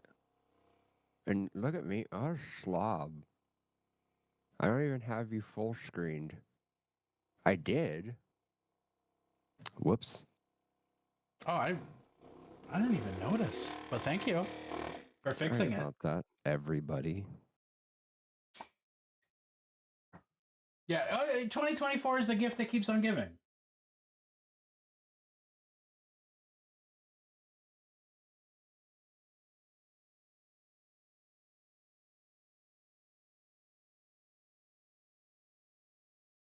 Okay. Try and break this into sections the best I can.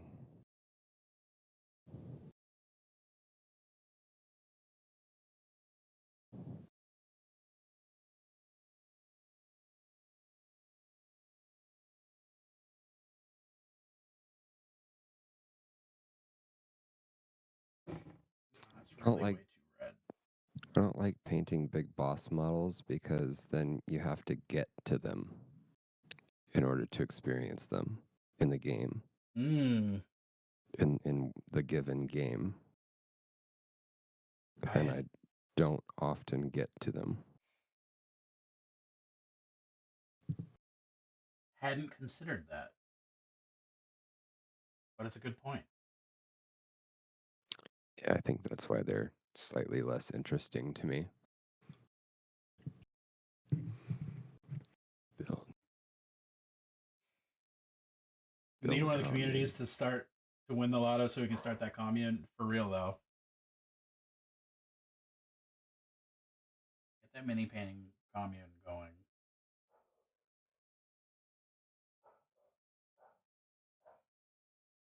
Interesting. So I just noticed that we have We have like the exact same setup for our chat in the stream window. Oh yeah. Like, I don't know, should we celebrate? I think we've done a really good job knowing each other before even realizing we had. I can get my camera down to where yours is, I think.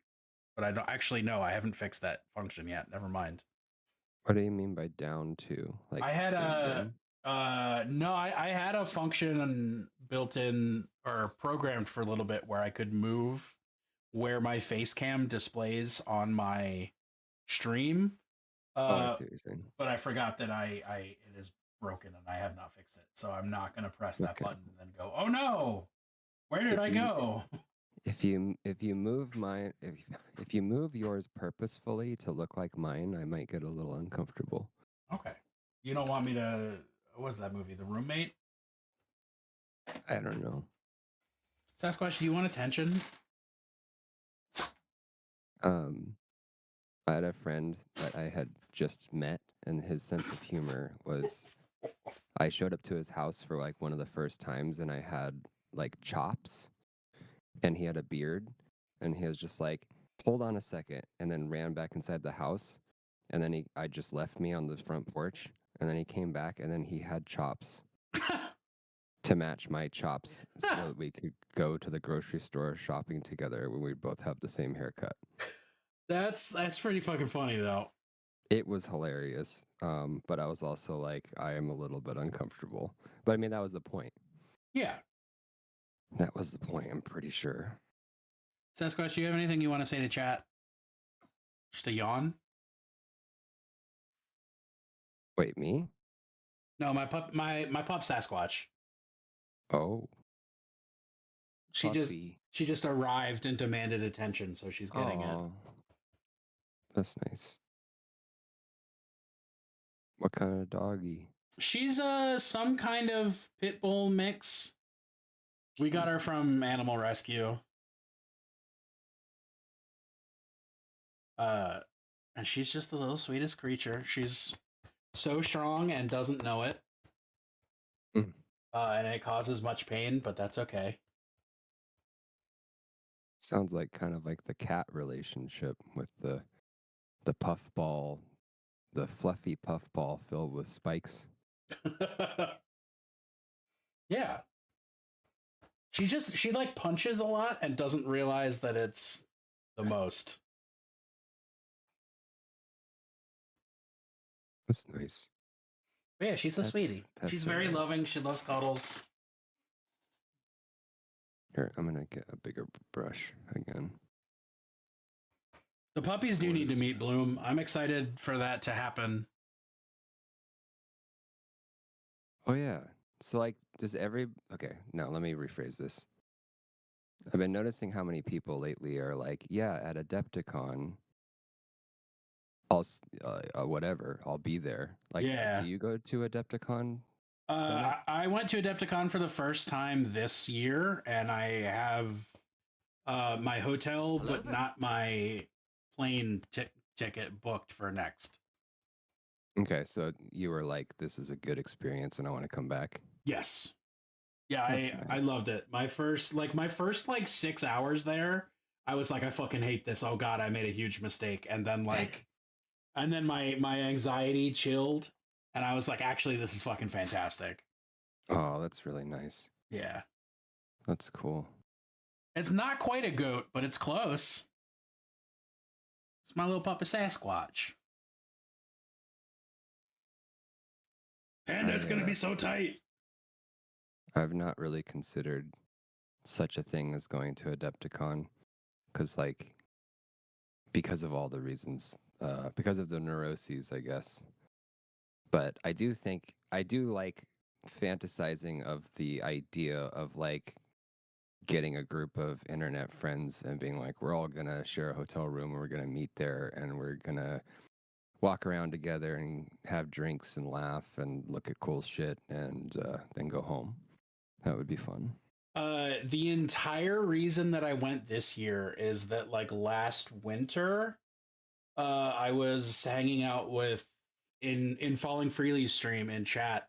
She was talking about going to Adepticon and needing a roommate, and I was like, well, yeah, sure, all right, I'll be your roommate, like as a joke. And she didn't realize I was joking. Oh fuck. And she was like, all right, well, I booked our hotel room. Off my thing. Oh no. Sorry, that was so stupid. I give this handle less stars than I previously did. Rip. Which channel is it? Fucking yell at it. Oh no, that was the whole thing was just like I thought she knew I was joking about being her roommate for Adepticon. And she did not realize that. So she like booked a hotel room and I was like, I guess I'm going to Adepticon. Uh-huh. And then it turned out to be a happy accident. It turned out to be fantastic. Dude, the whole fucking model just leapt off the handle. What do you use to attach your minis to handles? The base. Oh, is that one of the? Yeah, I just use Citadel's handles with the gotcha. With the clips. But like, holy shit, that is not gripping hard enough. If it's just gonna like casually, and then it's gripping too hard. If I, whatever, man. It's like I love them. Okay, for the most part, I love Citadel handles. But this is the the new extra large handle. I have a lot less experience with it, and like I said, I remove 1 star of my opinion on it. How many stars was your opinion before now? None. Squatch, you're licking my hand like I've touched anything that tastes good today, and I haven't.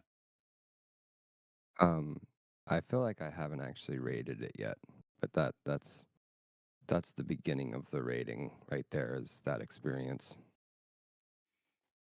So less than 5. So right now it's at -1 stars, debatably. Yeah, I guess you could say that. But it's definitely, it's not going to be 5 stars. It's going to be 4 max. But I like their small handle. I really like. It has one flaw that I don't like about it. But What I is don't it? know if it's interesting enough to go into detail. I'm curious. Have you used the Citadel small handle before? I have not used a Citadel handle before. Okay. Well, the only thing I don't like about it is that it has scallops in it. Huh. The front and back are scalloped, and it's scalloped quite aggressively so that you can bring a paintbrush up from the bottom. If that makes sense. Oh, yes, yeah. So like, yeah, you can get like a 45-degree angle from below and come up theoretically. But like, I never do that. And so the only thing that happens is like my knuckles will slip off the tape. There's a really aggressive like point. It's hard to, I don't know. Maybe I can just show you it when I finish the step. It seems like it's just not shaped for how you like to hold it, you know? But it's like 90% of the time I love it though. Yeah. And I got used to this. The flaw I'm used to, so it's not that bad. It could just, it's like I'd give it 4.5 stars. All right. Like it could be a little bit better, but I love it otherwise. Claire, we have not looked at Twitch recap yet because I felt like looking at recaps during a co-stream felt really weird and awkward. So I was going to do it the next time I don't co-stream. It sounds really weird and awkward to me. It feels very much like self-aggrandizing. It sounds like you would be showing like a slideshow of your family vacation. Yeah. Yeah, no, so Claire, we're going to do that tomorrow night when I stream mouthwashing tomorrow night. Oh, God. Mouthwashing? There is a relatively new game called Mouthwashing. Okay. Ew, it's got to be disgusting, right? It's a horror game, so presumably yes. Oh, it's a horror game. I have not yet played it, but I've heard amazing reviews about it, and it was gifted to me. So It makes me think it's like a simulator game where you're like inside someone's mouth with like a pressure washer. oh, that would be a great Power Wash Simulator expansion pack. Yeah. Yeah, it sounds disgusting. I think it's called mouthwashing. Again, I haven't played it. I don't know the plot, but I think it's called mouthwashing because in the plot of the game, you're in a spaceship transporting a cargo full of mouthwash. Weird. Yeah. Weird premise. Repurposed pill bottles. Yep. Cheap. Let's see if I can zoom out some.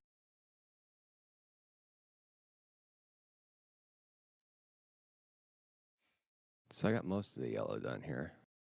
And the Zenithal is doing what the Zenithal should do. That's good. That's a tasty, more ochre yellow. I'm pretty satisfied with how it's turned out. Oh, I see a bunch of shit that I missed. I just realized I could repurpose pill bottles. You can. You can fill them with other pills. I mean, you can fill them with anything you can fit in them. Just being practical. I'm not. I'm thinking about putting Cheez-Its in pill bottles. Ew. You don't like Cheez-Its? I don't like the idea of a few Cheez-Its coming out of someone's pocket. Because you could only fit like a handful. Yeah, you're getting like 3 Cheez-Its at most. Yeah, it's like there's something unsettling about just a couple, like just a few Cheez-Its coming out of someone's bottle that they custom packed. Like if you can imagine someone offering you a Cheez-It from a pill bottle. I would be more comfortable with from a pill bottle than like from loose in their pocket. Sure. Well, if it was from loose in their pocket, you'd be like, who the hell are you and why are you talking to me? I had a friend in elementary school who used to keep tater tots in his pocket. Right, but they were in elementary school. Yes, no, as far as adult humans who interact with the world, yeah, nah. I like being able to answer any story about elementary school that way. Yeah, but it was elementary school. It's appropriate. It's kind of a catch-all.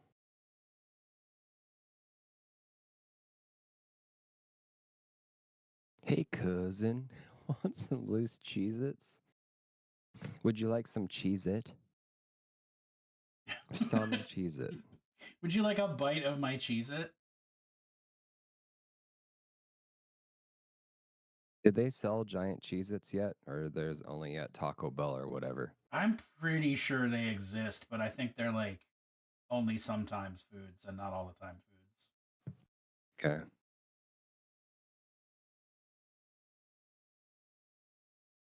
Like, I feel like I've seen them.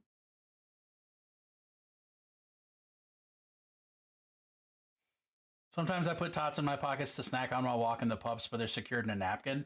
That's what I'm saying. Not like napkin. The introduction of a napkin to the ecosystem means they're no longer like free range pocket tots. Yeah. I'm just talking about shoving some tots in your pockets with like no like raw dogging tots in your pockets. It's bad. I don't want any of that.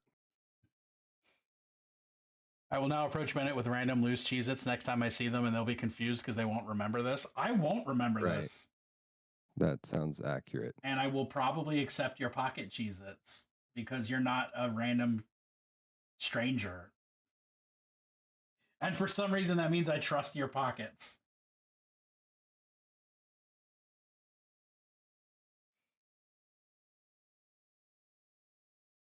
I'll shove tots in my face pocket. That's a interesting euphemism you got there.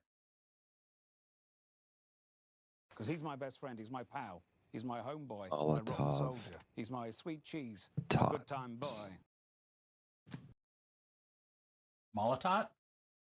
Molotov tots. I do my best to keep up with you. Thank you, June. It should be relatively easy because I'm definitely not. I'm not the fastest out there. I'm built for comfort, not for speed. To quote my man Helen Wolf.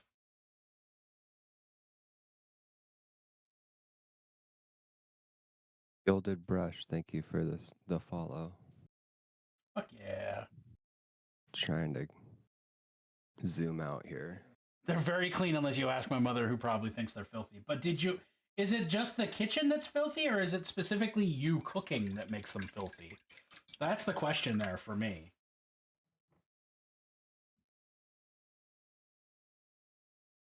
Because one is definitely more insulting than the other. Oh, I guess there's one more step I can do. I was going to say I'm relatively done with this for today. I don't know if I'm going to...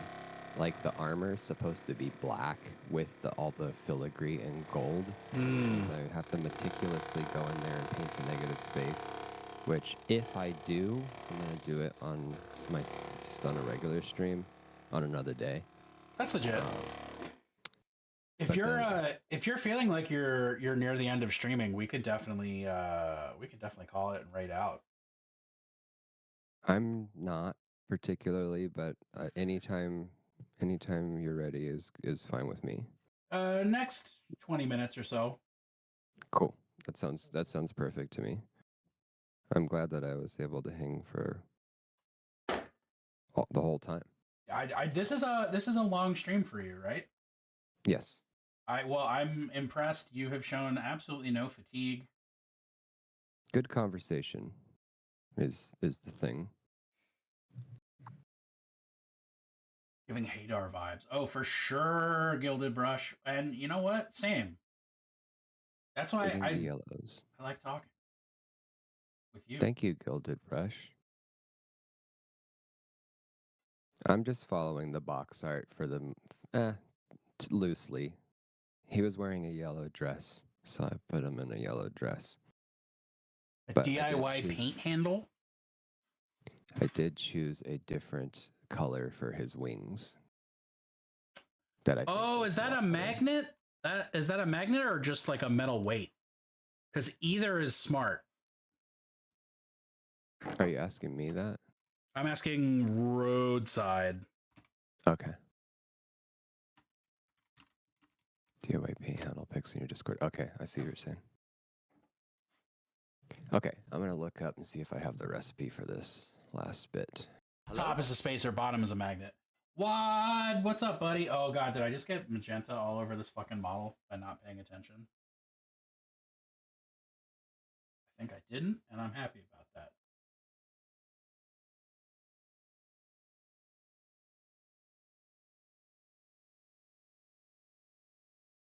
Wow.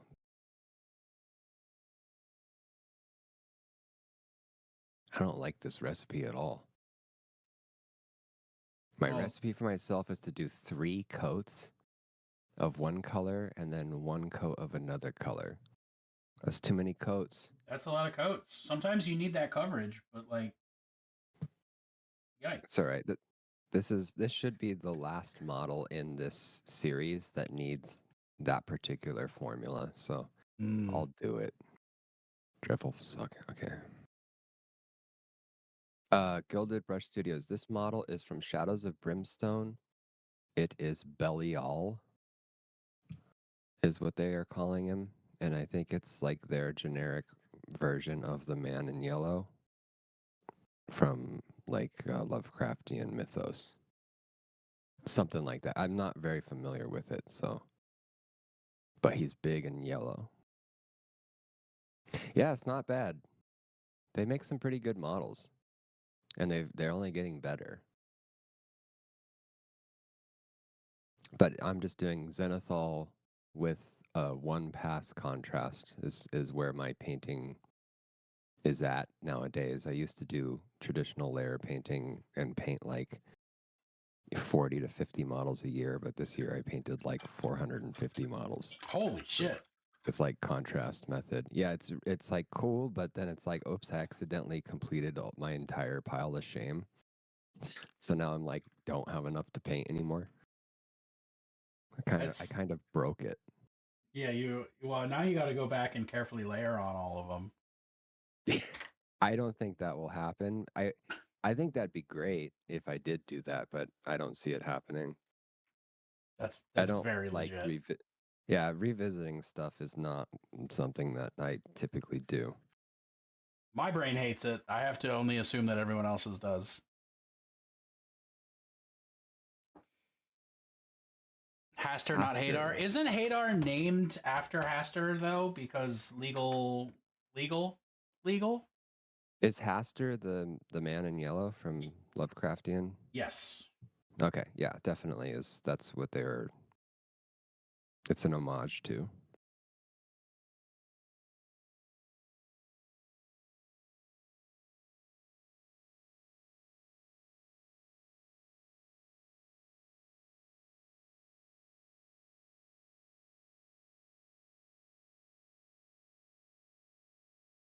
Hadar is the Forgotten Realms version of Hastur. Yeah, there we go. Ah, everybody's got their own Hastur. That's what it sounds like. Yeah, everybody's got a Hastur. I would like to read some of the stories with Hastur. Then where you want to start is actually not with Lovecraft, but with somebody who predates Lovecraft.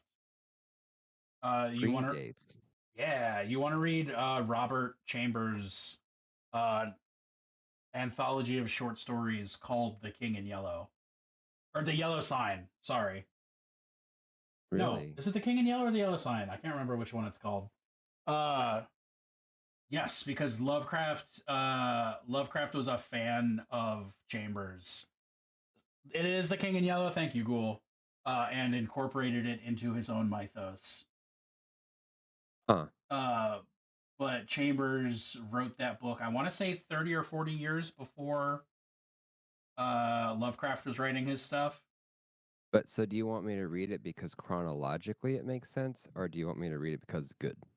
Because good. Okay, I'm motivated by that second option. And like everybody like all of the Hastur lore comes from that, really. There's an HP Lovecraft story that like just like references Hastur and like has him as like a villain, but like all of the actual lore about Hastur comes from that anthology of short stories. See, I think I was aware of all of this except for the fact that it was older. I thought that it came after. Oh, Ghoul's out here correcting me. God damn, I hate being around people smarter than me. Just kidding, it's actually my favorite. Okay, version of The King in Yellow. Okay. I mean, it makes sense. That's what I was saying, as everyone has their own Hastur. Yeah. Everyone has their own King in Yellow, including Shadows of Brimstone.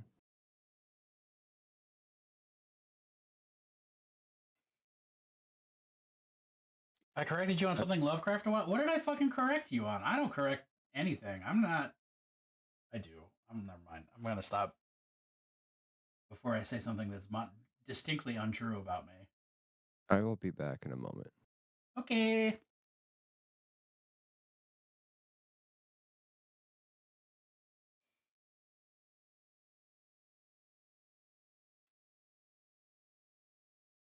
was when you were playing a Lovecraftian game. Oh, right. Oh, it was like something about like Shub-Niggurath or Astaroth or Yog-Sothoth. I think it was a mix-up of Astaroth and Yog-Sothoth. Not Astaroth.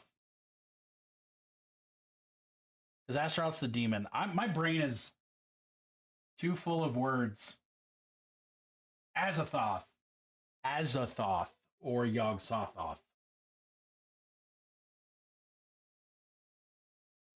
Fucking my demonolatry is impeding on my ability to talk about Lovecraft stuff.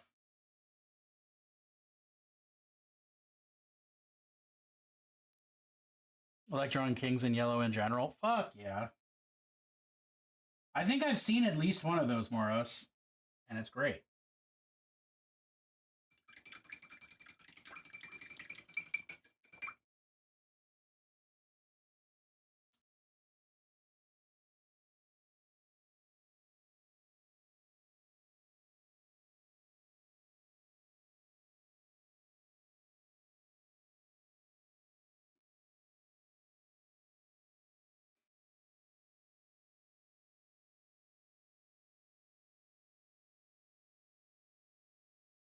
Lovecraft is another one of those writers that I've read repeatedly.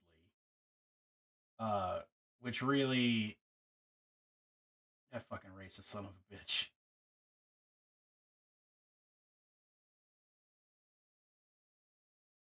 But when something hits right, you just consume it, you know?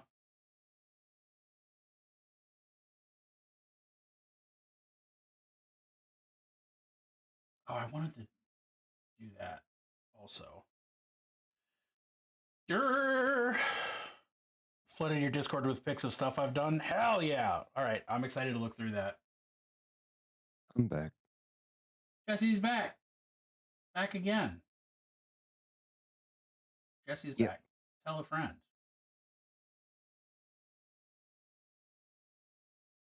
Phone a friend. So now I'm just waiting for this to dry. It's fun. I hate waiting for paint to dry, and that is why I usually work on multiple projects simultaneously. Do you use a blow dryer? No. That would be smart. Okay. Yeah, I mean, I probably should, but I think I would use it so rarely. I don't know.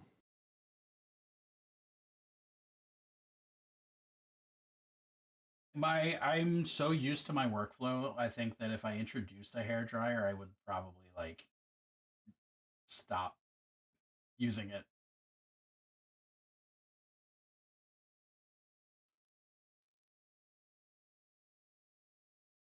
The tentacles are mimicking horns. They are. They do.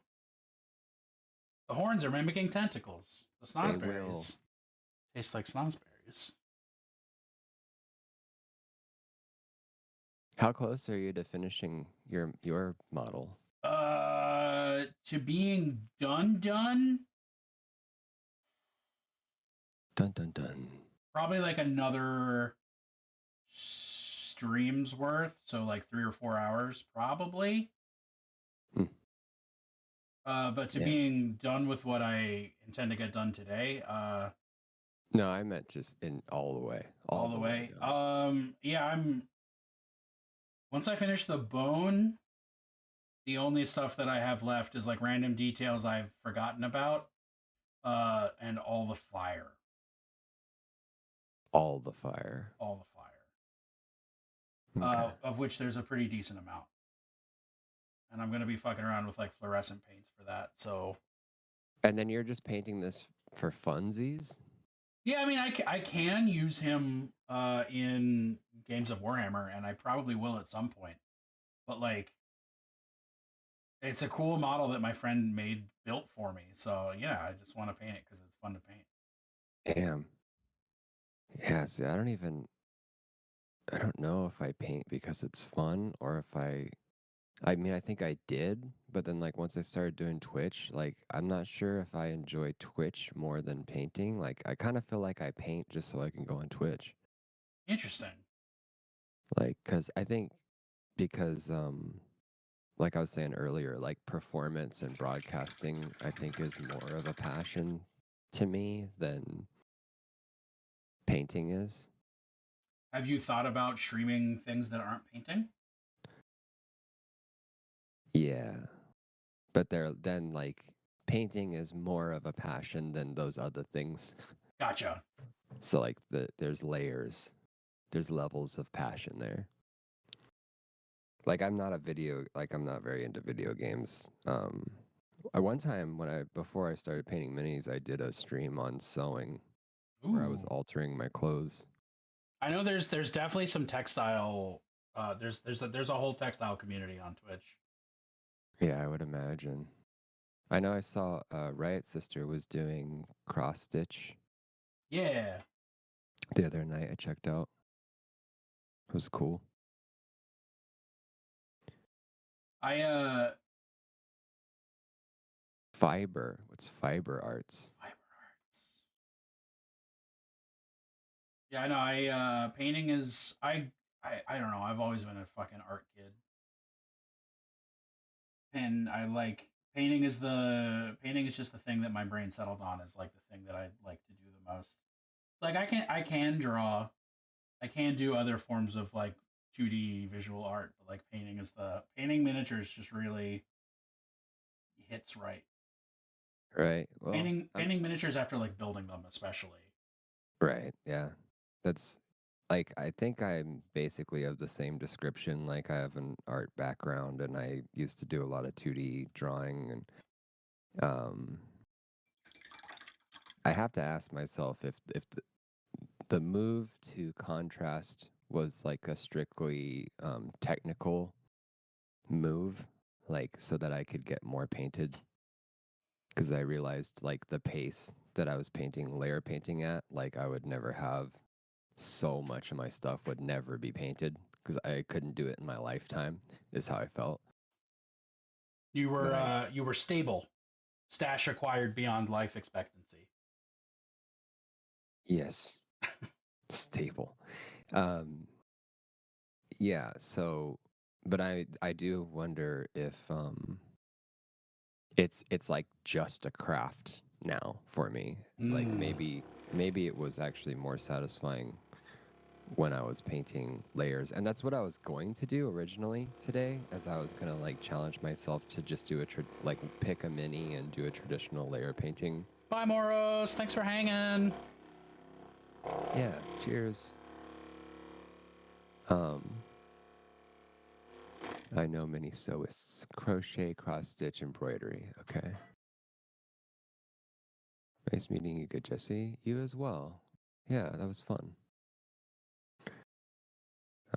Yeah, anyway, like maybe I'll return to layer painting at some point, but I don't know. Right. I'm kind of taking my creative energy more into like playing a musical instrument lately. Hell yeah. It's been pretty good. Are you one of those musicians who's like been in a ton of bands over time, or not so much? Like more personal, less group journey. Is my question Um, making any sense? I can give you an answer. Uh, yes, your question makes sense. I was in a few bands. I'm one of the musicians who was in a few bands and then probably disappeared as far as everybody else is concerned. Mm. Like, and the explanation for that is undiagnosed mental pathology, psychological pathology that just made me disappear from interacting with other people. And now 25 years later, about 20 years later, I have like my diagnoses and I have my inner work journey and suddenly I'm like I would like to connect with people again with music. So it's been like 20 years since I've played with other people and just very recently I've been doing it like once a week, which has been like hell of cool. Fuck yeah. Really nice to return to. The it's just there's just no other feeling like playing music live with another person. It has been a very long time since I did that myself, but it is its own thing and it is very cool. What did you play? Um, I mean, back in school, I played the baritone or the euphonium, the not quite a tuba, like one size down from a tuba. Oh wow. But Okay. then in high school and college, I played percussion. I played drums, like a drum set. Nice. Cool. I hate music. That's funny. What It's instrument do I even play? funnier because he's like a music director. I play guitar primarily, and I've been getting into the bass guitar quite a bit lately. It's been really fun, and I think it's been helping my guitar playing. And then I like to sing, and I play a little bit of piano, but I don't really perform. I just jam. I don't really perform songs per se. Saxophonist here and still get to play jazz band and wind ensembles. Awesome. Plenty of improv, I would imagine. Violin. Violin's badass. I adore the violin.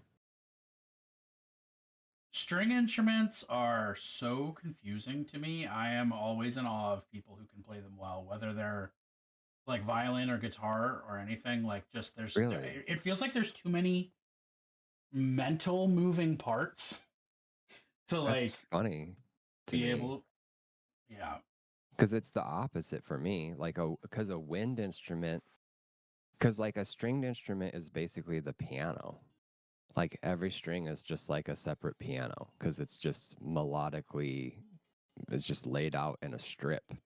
You want the note to go higher, go high. Like move your hand this direction. You want it to go lower, move your hand that direction, just like the piano. Mm. But like wind instruments, like a clarinet, it's like the keys are all over the place, True.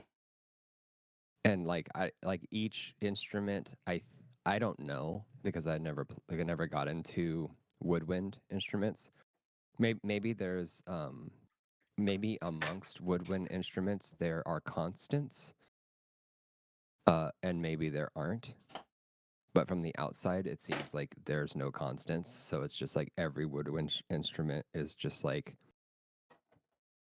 you have to learn that instrument specifically. Woodwinds are too confusing. Brass makes sense, but like woodwinds, fuck Okay. that. Yeah, because you played brass. Yeah. Yeah, and I've played some trumpet. So like it's much. I mean, obviously the trumpet's got 3 buttons. Yeah. How many buttons did yours have? 3. Okay, so yeah, see how complicated could it get, right? Yeah. Hey, I played brass. That's cool. Fuck Music yeah, is Belly. cool. I have an ad break that's starting, but rather than taking ad breaks, I think I'd rather raid out because it's about the time when I normally stop, and I got stuff to do before I run D&D tonight. Okie doke. So But does that mean do I automatically raid with you, or do I have to do an independent? you will have to do an independent raid, but we can definitely raid into the same person unless you're feeling like you don't want to do that. I'll do that. Oh yeah. Well, I'll then try anything today. It's an expansive day. we gotta figure out who we're raiding then. Oh, Holy Fire Them is on. Oh shit. I'll raid you and you raid me. It'll be hilarious. I like that idea. Thank you for stream, Ghoul, and thanks everybody. Thank you, Raiders, for hanging out. Thank you, new friends and old, for being around. It's been a fucking pleasure. Yeah, it was nice to meet everybody as much as I did. It was really fun to do, period. I just had a great conversation. Yeah. Which is what that was going to be I knew that was going to be my focus anyway. It's just like having a good chat more than painting or performing or whatever. That's legit. I know. I have a blast. I love it. It's always, for me at least, in my mind, it's easier to stream when you have somebody to like bounce off of, you know? Right. There's I don't know, performing with another person is easier than just doing it on your own. And it's also easier to perform with an active chat than it is with a dead chat. Very yes. So, you want to go ahead and pick your poison here? Yeah. Okay, let's raid Ren. Let's raid Ren Temple. Ren, like the bird _ temple. Very well. Because Ren is working on some gorgeous nights. Yeah, that looks delicious. Yeah, absolutely fantastic. And also, as far as I know, losing their mind, because they've been painting these nights for as long as I've known they exist. Right? I would think so. Jesse, do you have any final words you'd like to give today? No, just thanks for the opportunity. Thanks for the company from you and from the chat, and thanks for the support from my regulars. I really appreciate it. Yeah, it was just really fun. So Yeah. maybe we'll do it again someday. I would love to. Say the word and I'm fucking there. Cool. Right. Chat, if you're not already following Good Jesse, go do it or you're fired. Yeah, looks like you're having an ad break. No, that's someone else. Sorry. No, that's Ren is having an ad break. Right, let me turn that off. Okay. I will see y'all tomorrow. Tomorrow night, I'll be playing Mouthwashing, like I said. And until then, paint fast, eat ass, and bash fash. And I'll